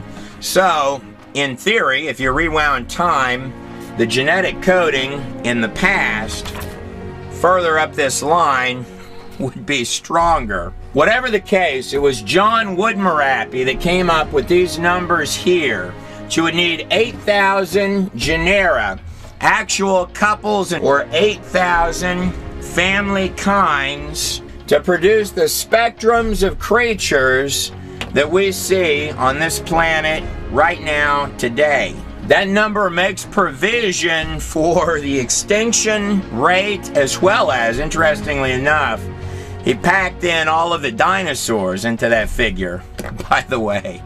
So I went with the smallest measurements of the interior of the boat for Noah's Ark, but now we're going to take that a step further. Scratch out those numbers of 8,000, times them by almost 4. Kick it up to 30,000 kinds crammed in to the boat. That vessel on the screen right there could hold the equivalent of 522 full-size railroad boxcars. In layman's terms, that would be 125,000 full-size sheep. Most of these animal kinds, which again I bumped the number way up on, are nowhere close to the size of a full-sized sheep. It's a lot of boat. How many times does 30,000 go into 125,000? And 30,000 is 4 times what it's believed you would actually need. If you were to go with the largest measurements of a cubit, this number would be almost double that. And this would be more than 2 football fields. From a sheerly mathematical perspective, at the smallest measurements, yes, this boat will do the job. That's probably, bar none, the most stable design of a vessel that you could have. If that ship were to go almost vertical in any direction, it would still float. It's nearly impossible for that boat to flip. Proportionately speaking, he might not have gotten every animal herded onto the boat. Anything not inside, when those doors closed, might not be around anymore. You ever notice that sometimes animals just know that the storm is coming, and more than that, where the safety is? How do you imagine they do that? Now we know what our ages of ancient empires were, right? We've got the Egyptians, the Assyrians, the Babylonians, the Persians, the Greeks, the Romans, and then some would argue we're in Rome phase 2. And these cultures, going all the way back to the beginning, were building architecture that engineers, they marvel. And how can this possibly be done? Even with equipment that we have today, the dynasties of ancient Egypt started at 2800 to 3000 BC, where you see your first little beginnings of the Empire of Egypt at Dynasty 0. In this Egyptian kings list, you see Seti and the young Ramses the Great. Was important to these ancient cultures to keep meticulous track of who was in charge and why. But looking back in ancient Egyptian prehistory, they also had a flood story in which the Egyptians believed that they were descendants from the man who survived the global flood on a boat that had saved all mankind. It is at that 3000 BC mark that we begin to see the ancient world come to life in this area right in here. Little settlements beginning to take shape. The Fertile Crescent, Mesopotamia, between the Tigris and Euphrates, and over here alongside the Nile riverbank. The first trickles, the tiny inceptions of our known history start in that expanse of land right there. That's what they mean when you hear them say it goes dark after 3000 BC. Anything after that date is a big question mark. 3000 BC is not just when you see your first settlements beginning to take shape and rise into empires. That's also the area where the boat that saved all mankind is said to have landed. The legend of Yu. After the great worldwide flood, a man named Yu surveyed the land of China. In the Far East, the Xia dynasty, the first dynasty of ancient China, started its inception at 2000 BC. Many snakes and dragons were driven off from the marshlands. The peoples and lands of ancient India were divided up until the land was conquered by Alexander the Great between the years of 327 to 325 BC. And then, at the point of Alexander's death in 323 BC, you see the rise of the first empire of India, the Mauryan dynasty. That brings us back to our first empire, Egypt, the place where the first pyramids would begin to rise at about 2600 BC. And our oldest written king story, the 12 tablets of the Epic of Gilgamesh, king of Uruk, called by some the oldest city in the world. Gilgamesh is listed in the Sumerian kings list as one of the first kings following the flood, living somewhere between 2700 and 2900 BC. From the land of Sumer in ancient Mesopotamia, Gilgamesh took 50 men to cut down cedar trees, and they were confronted by an ancient dinosaur dragon that they had to conquer. But it's after that that the story of Gilgamesh really begins. Gilgamesh would ultimately go on a journey to find one of the sons of the man who had built the boat that had saved all mankind.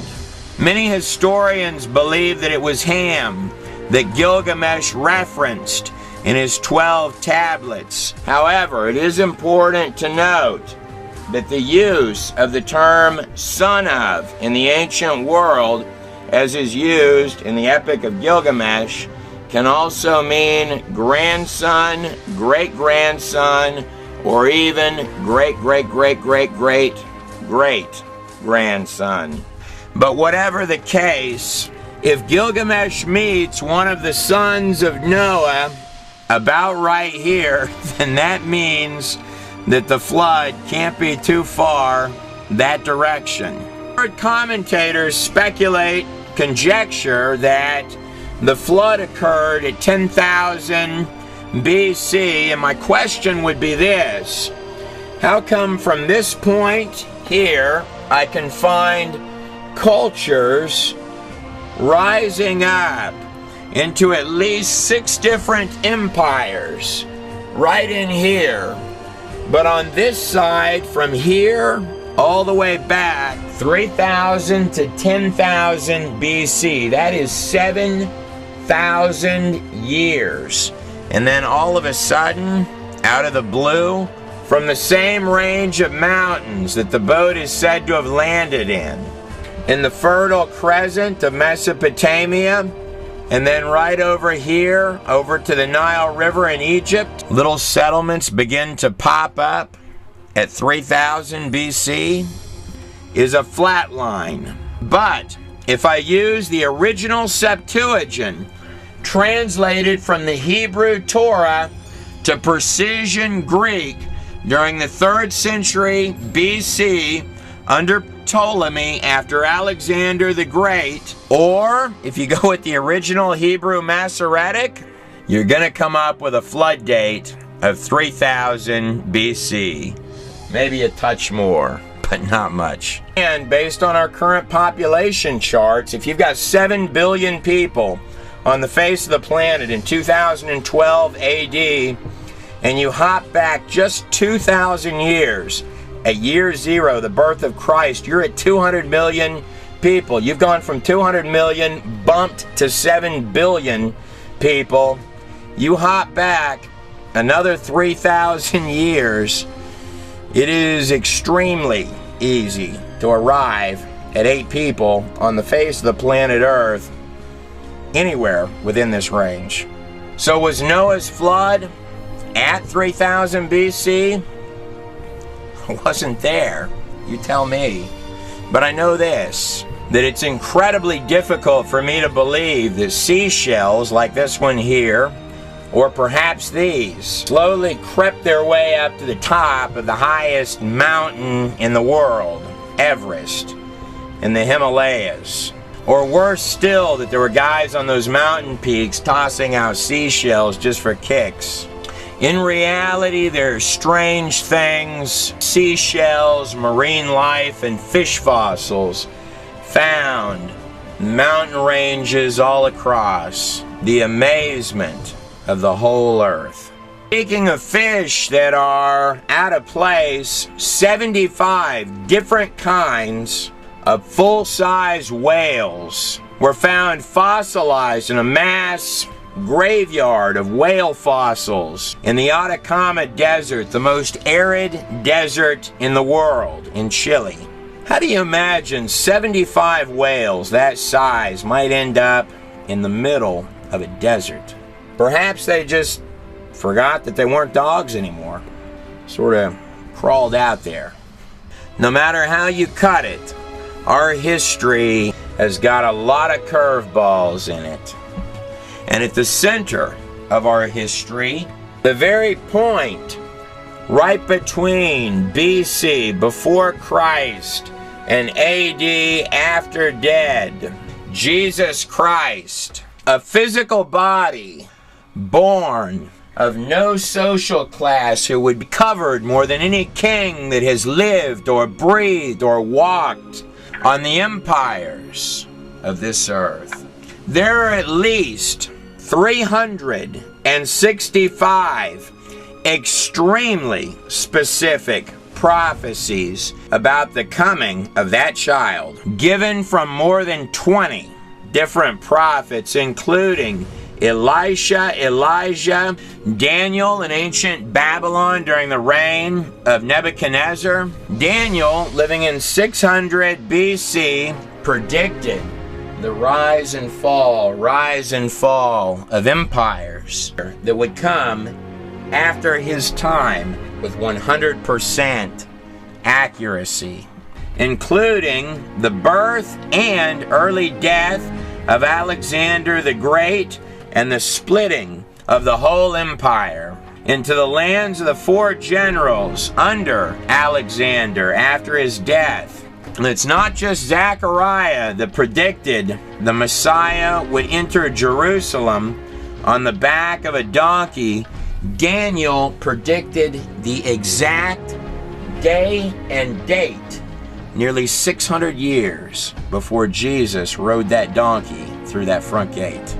Isaiah, who wrote the pages and prophecies seen on this recreation of a Dead Sea Scroll, lived in the 8th century BC, not only predicted the fall of the most powerful city in the world, Babylon, but predicted exactly how the city would fall and the name of the man who would do it, Cyrus. Then when Babylon fell, it was actually Daniel who walked out and handed King Cyrus a copy of Isaiah's scrolls, written roughly 200 years beforehand, and went through and showed Cyrus his name in that scroll and exactly how the city was conquered, written by Isaiah roughly 200 years earlier,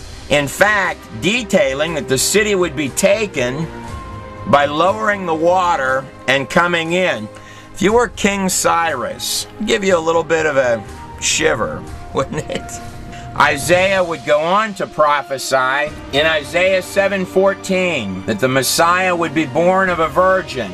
Isaiah 9, 6 through 7, there would be a son called God. Isaiah 49, 6, God's salvation would reach the ends of the earth. 35, 4 through 6, the Messiah would perform many miracles. 41 through 5, he would be preceded by another prophet who would be a messenger. That'd be John the Baptist. 53, 1 through 3, he'd be rejected. The Pharisees would not be happy campers about this. 53, 4 through 6, he would die for the souls of all mankind. 53, 12, he would be numbered amongst the transgressors. 53, 9, that he would be buried in a rich man's tomb. This is the actual empty garden tomb where it's believed that Jesus was buried and then resurrected. How do you imagine these men could possibly know these things in advance? But it's not just Isaiah from the 8th century BC or Micah who said verbatim that he would be born in Bethlehem, or Zechariah who prophesied to the penny how much Jesus would be sold out for 500 years in advance, that the Savior would be betrayed for exactly 30 shekels of silver. If I'm allowed to go outside biblical sources, then that number of 365 precise prophecies about Jesus Christ skyrockets. I can even go pre-flood on prophecies of Jesus Christ. Book of Enoch, the great-grandfather of Noah, redundantly prophesied the coming of the Son of Man, the Lord of the sheep, the one for whom salvation would come, not only for the righteous before his coming, but all those afterwards, that through his name they shall be saved. Curiously enough, if I take the actual names in order from Adam all the way down to Noah, and then I look at the root meaning of those names in Genesis in order, this is what it reads. Man, appointed mortal sorrow, the blessed God shall come down, teaching. His death shall bring the despairing rest and comfort. Thousands would come to hear Jesus speak, and he's not recorded as being out there selling tickets. Not just healing some who came, but healing all who came. On many occasions, the masses wanted to make him king, but that's not what he's recorded as having come to do. In many, many ancient cultures of the world, kings would sacrifice their subjects to underworld gods, spare no expense to feed darkness, other people's lives. Jesus Christ would be the complete reverse of this. Remember I mentioned the underworld gods. What greater love could one have than to lay down their life for their friends? The eyes of the blind opened. This is exactly what made men like the Pharisees behind the scenes unhappy. Under the cover of night, in the Garden of Gethsemane, when the high priest and his soldier minions come in to get Jesus, and Peter jumps up with the other disciples and he cuts off the high priest's ear, and Jesus stops him and says, "The cup which my Father hath given me, shall I not drink it?" Then, fascinatingly, the last miracle recorded by Jesus before that cross is to put back on the ear of his own enemy. This is the box holding the body of the high priest that demanded that Jesus be crucified. So I guess nobody's really confused about where he's at today. And here's the tomb where Jesus was for 3 days. I am he that liveth and was dead, and behold, I am alive forevermore, and have the keys to death, hell, and the grave. After being resurrected, Jesus got together with the disciples and with the people for 40 days. From the Mount of Olives in Jerusalem, Jesus ascended with a cast of heaven's hosts. That's why he's covered much more than any king, even Alexander the Great, who conquered 90% of the known world before his death. Nothing recorded is going on as usual. After the ascension of Jesus, as the word began to spread further and further, the Pharisees came out with a fierce rage. 10 of the 12 disciples would ultimately be systematically hunted out, tortured, and crucified in horrible, torturous ways. The Pharisees told Peter, the very one who had stepped out of the boat and walked on water for merely a moment, that if he would deny Jesus, that they would let him live. Peter declined that offer, refusing to recant one single word. But he did make a humble request that, having stood on the same ground as his Savior, Jesus Christ, that he was unworthy to be crucified in the same way as his King. Thus, Peter would step out of this life on a cross upside down. John was actually thrown into a boiling vat of hot oil, survived it. Perhaps John's purpose wasn't finished yet, and ended up on the island of Patmos, where he wrote the book of Revelation. This would only get worse.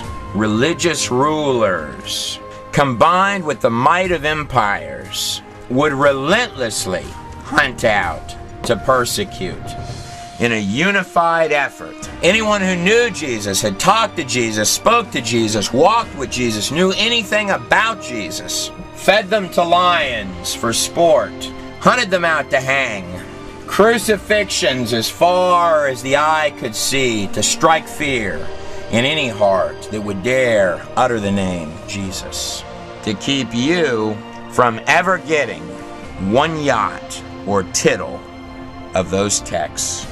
They failed. Those pages were paid for with buckets of blood. But after the word spread to the farthest reaches of the globe, they did the next natural thing. Join them, and then go right back to business as usual.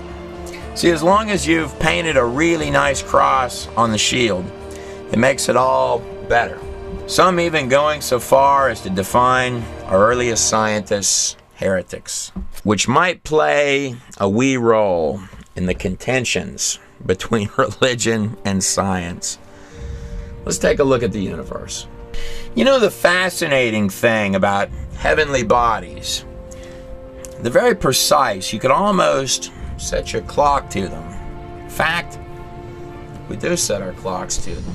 Now, the most predominant theorem on how all this got here is the Big Bang. The things it's got going for it is that we can conceptualize it, right? A big Star Wars style explosion in space. But here's the fascinating thing. It almost doesn't look like a random operation, does it? Everything that we're able to examine of the universe is based on a 3% sample of what we can see. So I've got a big Swiss watch, and I can see its parts, but I can't see the mass that's holding it together. So our current models of the universe are based on 96 to 97% of forces and mass that we can't find. In 1929, Edwin Hubble discovered that the universe was stretching, it's expanding, and we know by the redshifts that the universe is accelerating. Now, before Hubble, there's only one other place I know of where you'll find talk about this business of the stretching of the heavens, and that would be in the Old Testament prophets. In fact, 17 times by my count. 17 times by guys separated by hundreds of years, all predicting that the universe was expanding. Those guys just seem to guess right an awful lot. Talk about redundancy. In fact, Isaiah in Isaiah 40:22 managed to say that the earth was round and that the heavens were stretching in the same sentence. You've probably heard it said by astronomers that they were shocked when it was first discovered that the universe was accelerating as opposed to de-accelerating. That's because this is exactly the reverse of what should happen if a big random space explosion had occurred. Shh, don't tell anyone I told you this. But the 73% of the dark energy that we invented at the same time that we discovered the universe was accelerating is to fix the problem that the 3% down here does exactly the opposite of what it should under the Big Bang model. It is he who sits above the sphere of earth, its inhabitants like grasshoppers, who stretches the heavens. That's 1,600 years before it was proven that the earth was round. But are there massive unseen forces creating the precise clicks of the Swiss watch that we call a universe? Oh, indeed there are. A lot larger. And it does not appear to be a random kind of energy. It was in 1917 that Albert Einstein discovered the cosmological constant that he himself thought the numbers couldn't be right. But as we know today, it turns out he was right. Well, I mean, he's Einstein.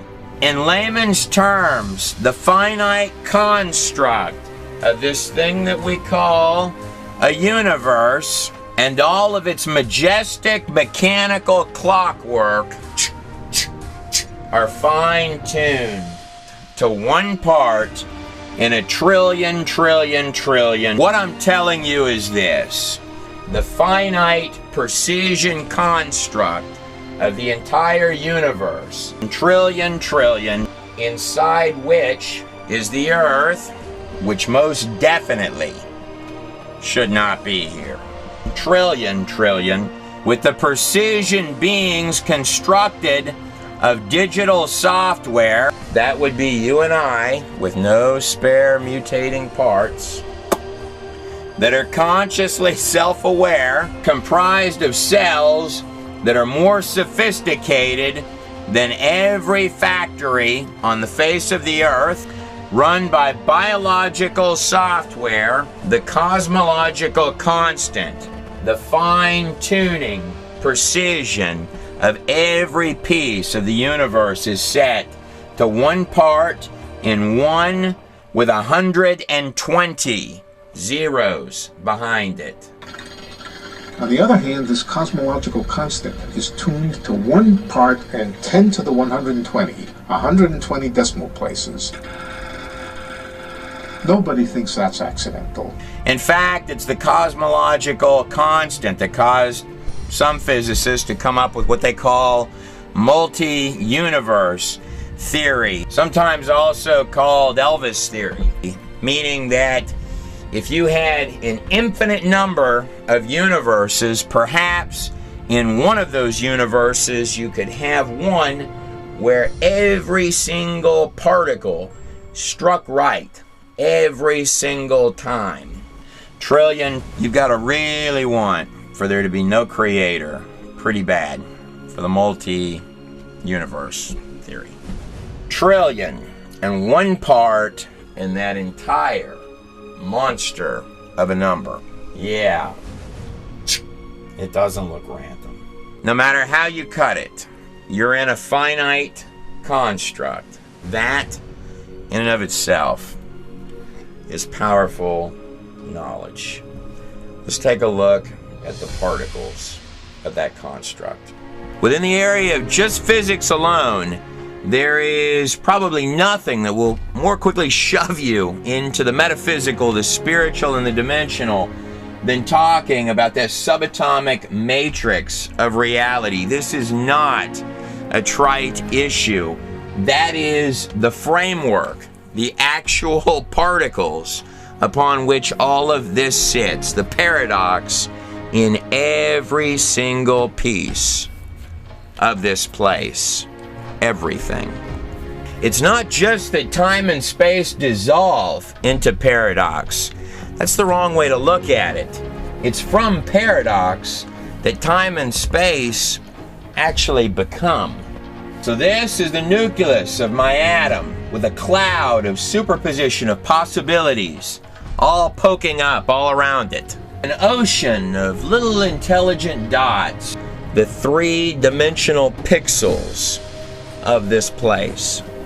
A program writing in the material world. Reality on its finest scale can appear like a majesty of little waves, vibrations of notes. But that can be deceptive, because if one were to dive a little bit deeper, it's actually made of little bitty dots. In layman's terms, it's digital. It is not analog. Now, everything here in this place is actually quantized, the very frame fabric of the entire place. That's the term quantum mechanics. It's all in little bitty digital dots appearing out of seemingly thin space, doing it so fast that it creates the illusion of something solid, like this microphone here, to make up the fabric of the material world.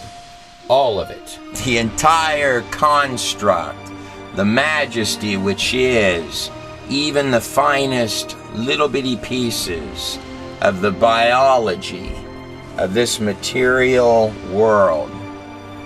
Here's my ongoing music sheet of reality, and here is my particle. Was Max Planck, the actual father of quantum physics, who discovered Planck time, that time moves at 10 to the negative 43 seconds. This is not just the particle vibrating up and down or oscillating back and forth. This is literally the particle actually being the notes. This is what they mean when they say that the particle has no locality, that time and space dissolve at that point. It's literally appearing where it needs to be next. Matter is 10 to the negative 33 centimeters, give or take. Beginning as children, one of the first things that we learn is that time, from our perception, operates in a linear fashion. It only goes one way. You know, one could almost think that time and the particle pixels of reality itself were actually connected. Imagine that you're watching a parade, and here come the drummers and the other instrumentalists, and you're watching it one frame at a time from the ground. Just like the particles of this place that seem to be appearing and generated as we go along, so also is time, correct? So time is passing. One drummer person, one person stepping by at a time. So this is the beginning of an event, and this is the ending of an event. In fact, this could represent someone's entire lifetime. And imagine that you came up from above the parade, outside the construct of the entire universe. So you were outside time in a helicopter above the parade. And you could see the starting area, the staging area, watch the parade come around the buildings, and actually see where it ends, all simultaneously. But you and I are not outside of the construct. In fact, we're dead inside of it. You are never living in the past, nor are you ever living in the future. You are always standing on the most crucial moment, the moment that determines everything. No matter when it is always right now.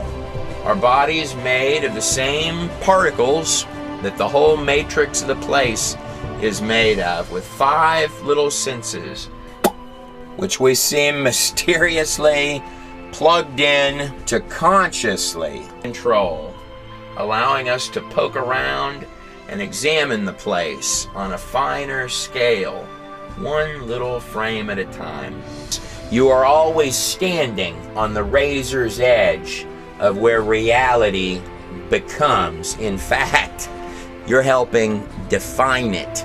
Now, if the whole place is comprised of little particle pixel guys in every square inch, almost like a precise data live stream, that are not random and are appearing, trillions of them, creating even the tip of this pen precisely wherever they need to appear next, moving at a rate of 10 to the negative 43 seconds, creating in sheer unbelievable mass this thing that we call reality. But whatever's going on here is by no means a human hard drive. Little precision particle pixels in a pure live stream. And of course, as the final touch, construct is interactive. Like intelligent smart parts within the construct, as if not only fed by a source, but also each one being interactive, which would indeed cause the particles to behave in the intelligent yet strange ways that they do. Come to think of it, that would create time, space, and matter simultaneously, wouldn't it? A woman came up to me recently and she said, I had a dream, and in my dream the voice of the Lord, Yahweh, came to me and he said, for men of science who seek even the tip of the finger of who I am, I have but 2 words, intrinsic energy. But you can call me Dad if you like. I think I nearly teared up when she said that to me. You know, it's fascinating. Before Jesus Christ left, he said, in my Father's house there are many mansions. If it were not so, I would have told you. I go that I may prepare a place for you, that where I am, you may be also. What's amazing is that this place, even in its click, click, click, declining state, is so majestic, which leads one to wonder what lies beyond the particles of this present illusion. So, every piece of everything here is not just playing little notes, it's playing little specific notes. So let's brass tacks this out. What's behind the veil of this present illusion? The other side of the place where reality becomes. The only explanation which anyone could come up with is that the particles don't just exist in our universe. They flit into existence in other universes too. And there are an infinite number of these parallel universes. We physicists now believe there are other soap bubbles out there. Mm-hmm. There's no longer a universe. There's no longer a one world. Mm-hmm. There are many worlds. Essentially anything that can happen does happen in one of the alternatives, which means that superimposed on top of the universe that we know of is an alternative universe where Al Gore is president and Elvis Presley is still alive. Do you find yourself agreeing with that concept of these multiple universes with many different incarnations, and maybe ours is one of many? different types of universes? You mean to ask me, is Elvis Presley alive in a parallel universe? Yes. The answer is maybe, possibly so. I like it. I do. But I'm biased because I like Elvis. And who am I going to be to stand in the way of that man there having his own dimension?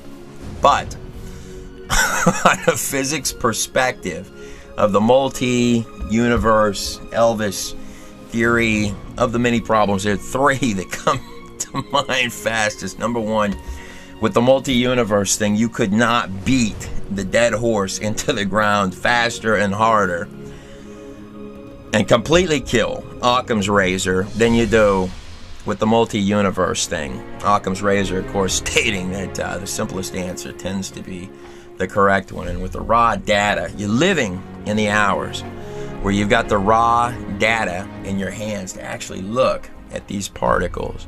Number two, of course, would be the sheer mathematical nightmare horror show of putting together that particular construct. You need a new universe. If you're intellectually honest, you need a new universe. Under the multi-universe theory, every time a particle flips, this means you need infinities of infinities of infinities of infinities of headaches, more infinities of universes, and writing it all out on paper. And finally, number three, last one that I'll give on that, even if you went through all of the mental acrobatics that are required to come up with the multi-universe theory, it still doesn't make time, space, or matter. But I still really, really like it because it's got Elvis in it. How could I not like it? Good work, guys. Let's take a look at another one. Only conscious beings can be observers, then we're intimately hooked into the very existence of reality. Without us, there would just be this expanding superposition of possibilities with nothing definite ever actually happening. If you want to see fear in a quantum physicist's eyes, just mention the words, the measurement problem. The measurement problem is this: an atom only appears in a particular place if you measure it. In other words, an atom is spread out all over the place until a conscious observer decides to look at it. So the act of measurement or observation creates the entire universe. I like this one. I really do, a lot, for a number of reasons. But I might suggest this, that the consciousness does not create the particle or the material world. The consciousness is a prerequisite for doing the measurement at all. They're two entirely separate issues, the consciousness and the particle. You're actually looking at the very fabric, the place where reality becomes. When you're doing your measurement, you're looking at the first point where the particle is available for measurement. So, if I'm understanding some of our current conjectures properly, in the beginning, there was nothing. Nothing exploded and became sheer precision everything. The rocks began spitting out digital coding. The dogs became whales. The monkeys turned into people. And as the final touch, it's actually Elvis on the other side of reality. I find myself strangely hesitant to commit to all that. Perhaps finding myself in more agreement with Max Planck, the actual founder of quantum mechanics itself, who said, and I quote, "All matter originates and exists only by virtue of a force which brings the particle of the atom to vibration and holds this most minute solar system of the atom together. We must assume that behind this force, the existence of a conscious and intelligent mind, this mind is the matrix of all matter. That was Max Planck, the actual father of quantum physics itself. Now, in the ancient world, they were talking about dimensions, but they were not drawing Elvis. In fact, they were drawing strange things in the skies, as well as biological creatures, anomalies that puzzle us, things that they said could step right out of thin air. Which is interesting because they were building architecture to their gods that baffles us, even to this very day. Now, I'm not finding on their walls where they're talking about their gods coming from other planets. They are redundantly talking about strange physical and spiritual beings, as well as strange things that seem to occupy the skies. Some of it able to pull tricks that seem to defy even the laws of physics. And deeper still, things claim to step through momentarily. Not dissimilar to claims, even right now today, disturbing claims within the arenas of psychology, claimed alien abductions, things said to literally pop up not from space, but right inside people's bedrooms, shadow people, body paralysis, serpent, snake, reptilian creatures, not dissimilar to the wisdom serpents throughout not just Egypt, but the entirety of the ancient world. Anunnaki, the biblical sons of Anak, or also called the Nephilim, both before and after the flood, as is recorded by the Sumerian texts. You know, when I think about it, there are a lot of things in the ancient world that have this sort of reptile, cold-blooded twist to them.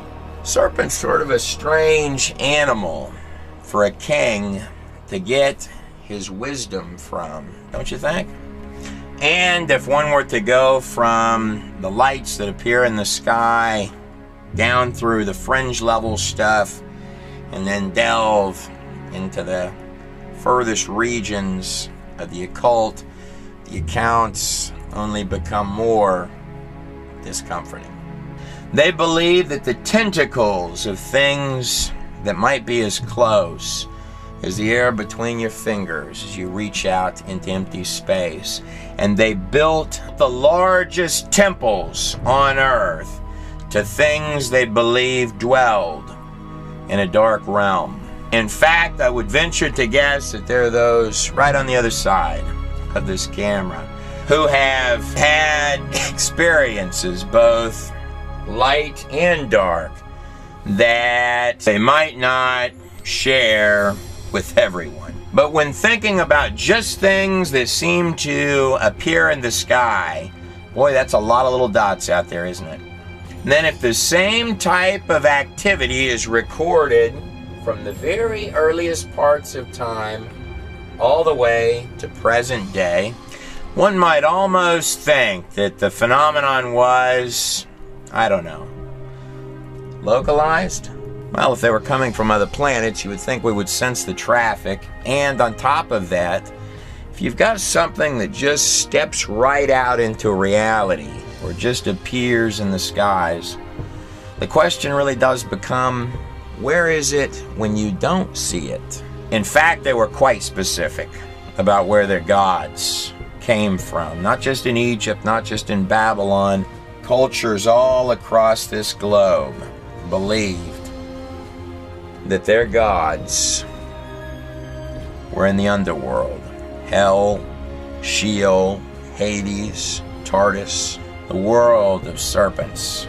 In fact, the beginning of many a king's reign began with the invocation ceremony the actual calling in from the underworld, that the Pharaoh would invite the embodiment of the spirit of an underworld god to consciously rule from below through the mind and body of the Pharaoh himself on the empires above. And it's not just the ancient world. John Dee, the head intelligence officer under Queen Elizabeth I, did intense occult rituals and ceremonies with the full funding and backing of the empire, literally cataloging entire hierarchies of entities, some of which looked exactly like what we may define today as an alien. The official statement of the empire was that Dee was gaining wisdom from angels. Of course, after John Dee's death, his diary told a different story, repeatedly saying, "I believe they're lying to me. These things are not angels, they're demons." That was John Dee. I'm quoting an occultist from present day who stated, and I quote, "If one were to peer into their world by portal of spirit, you could easily perceive it as nothing less than a madness of monsters, insects crawling over each other for merely a breath. Be not deceived. These things are highly sophisticated, acting out their fantasies through the minds of men. It is by this mechanism that an invisible enemy systematically rules all flesh, its best weapon being the single fact that most don't even understand that the patient predator behind the mask even exists." And when you're dealing with the occult, this side of the flood, all roads seem to lead to the ancient empire of Babylon, rising up at the inception of our earliest empires in Samaria and down here in Egypt, where the wisdom serpents would begin whispering in the ears of kings. Now, when the first name of the god is underworld, doesn't that tend to mean that the god is already beneath you? Things that have already found their way into the recycle bin of reality. Perhaps the drainage canal for stuff that tends to bite the hand that feeds. Was Jesus Christ who said hell was never made for mankind. I wouldn't have it any other way than to end this video with the words of John chapter 3. Was when Nicodemus, a wealthy Pharisee, came to see Jesus under the cover of night so that no one would see. And he asked, "How may one gain eternal life?" And Jesus replied, "Are you not teacher of all Israel, and yet you do not know these simple things? Does the wind not blow where it wishes, and you neither see where it comes or to where it goes, yet you know it's there? I tell you, so also are those who are born of spirit. So do not marvel when I say, you must be born again." Now in the Greek, born again means born from above, or more precisely, born from the place where this place comes from.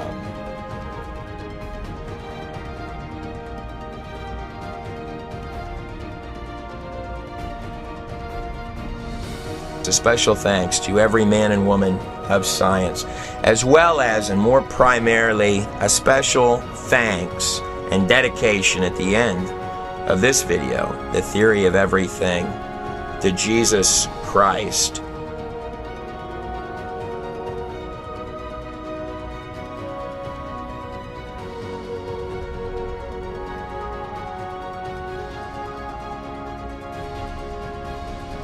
And a special thanks for an event that occurred. Funny in this life how, in merely a moment, the way that you viewed everything can change.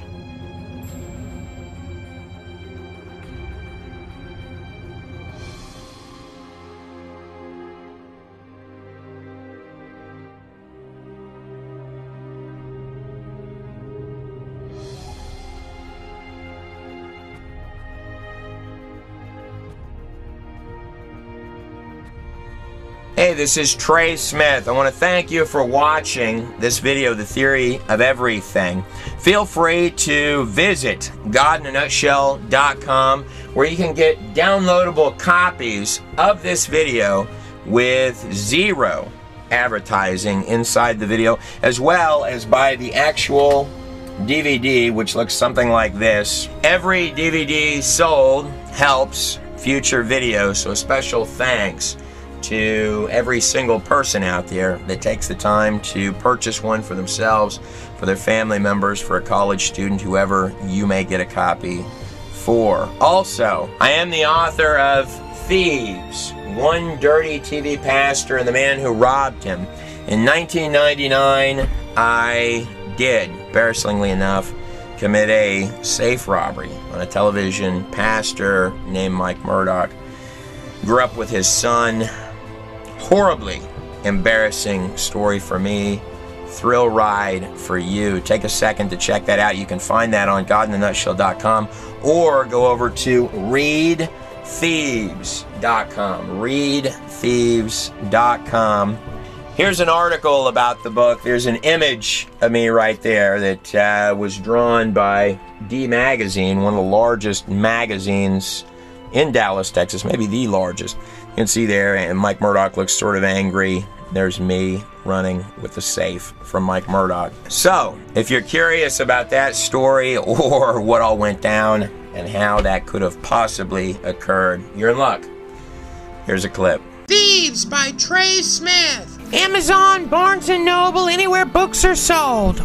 I've been on radio and TV for 20 years.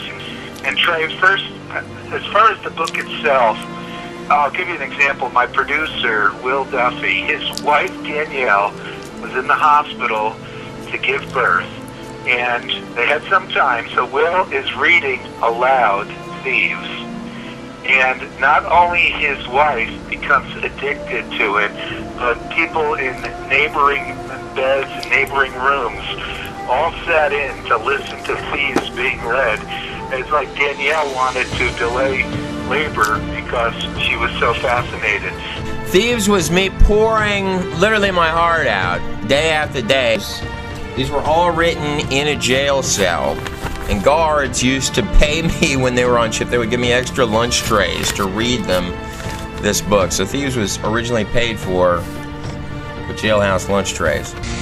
And then, after the safe robbery, when I'm on the run from a television pastor in Mexico, it really kicks into high octane.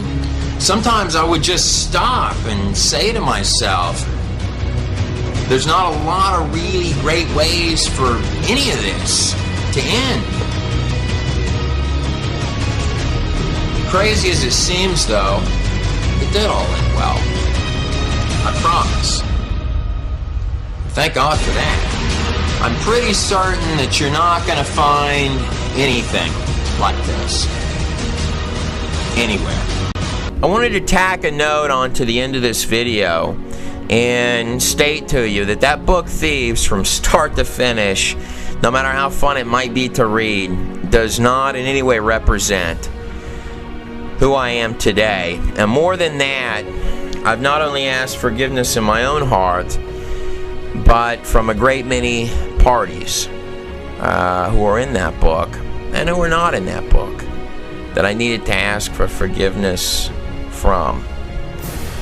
More than that, I'd like to give a special thank you to ministries, men and women of faith, churches, and organizations all across this United States, because they are not represented. The hearts of the people are not represented by the few that are just take. I have seen so many, both great and small ministries, who no matter who they are, they would give you the last shirt off of their back. And I want to thank them. I'm Trey Smith. God bless every one of you.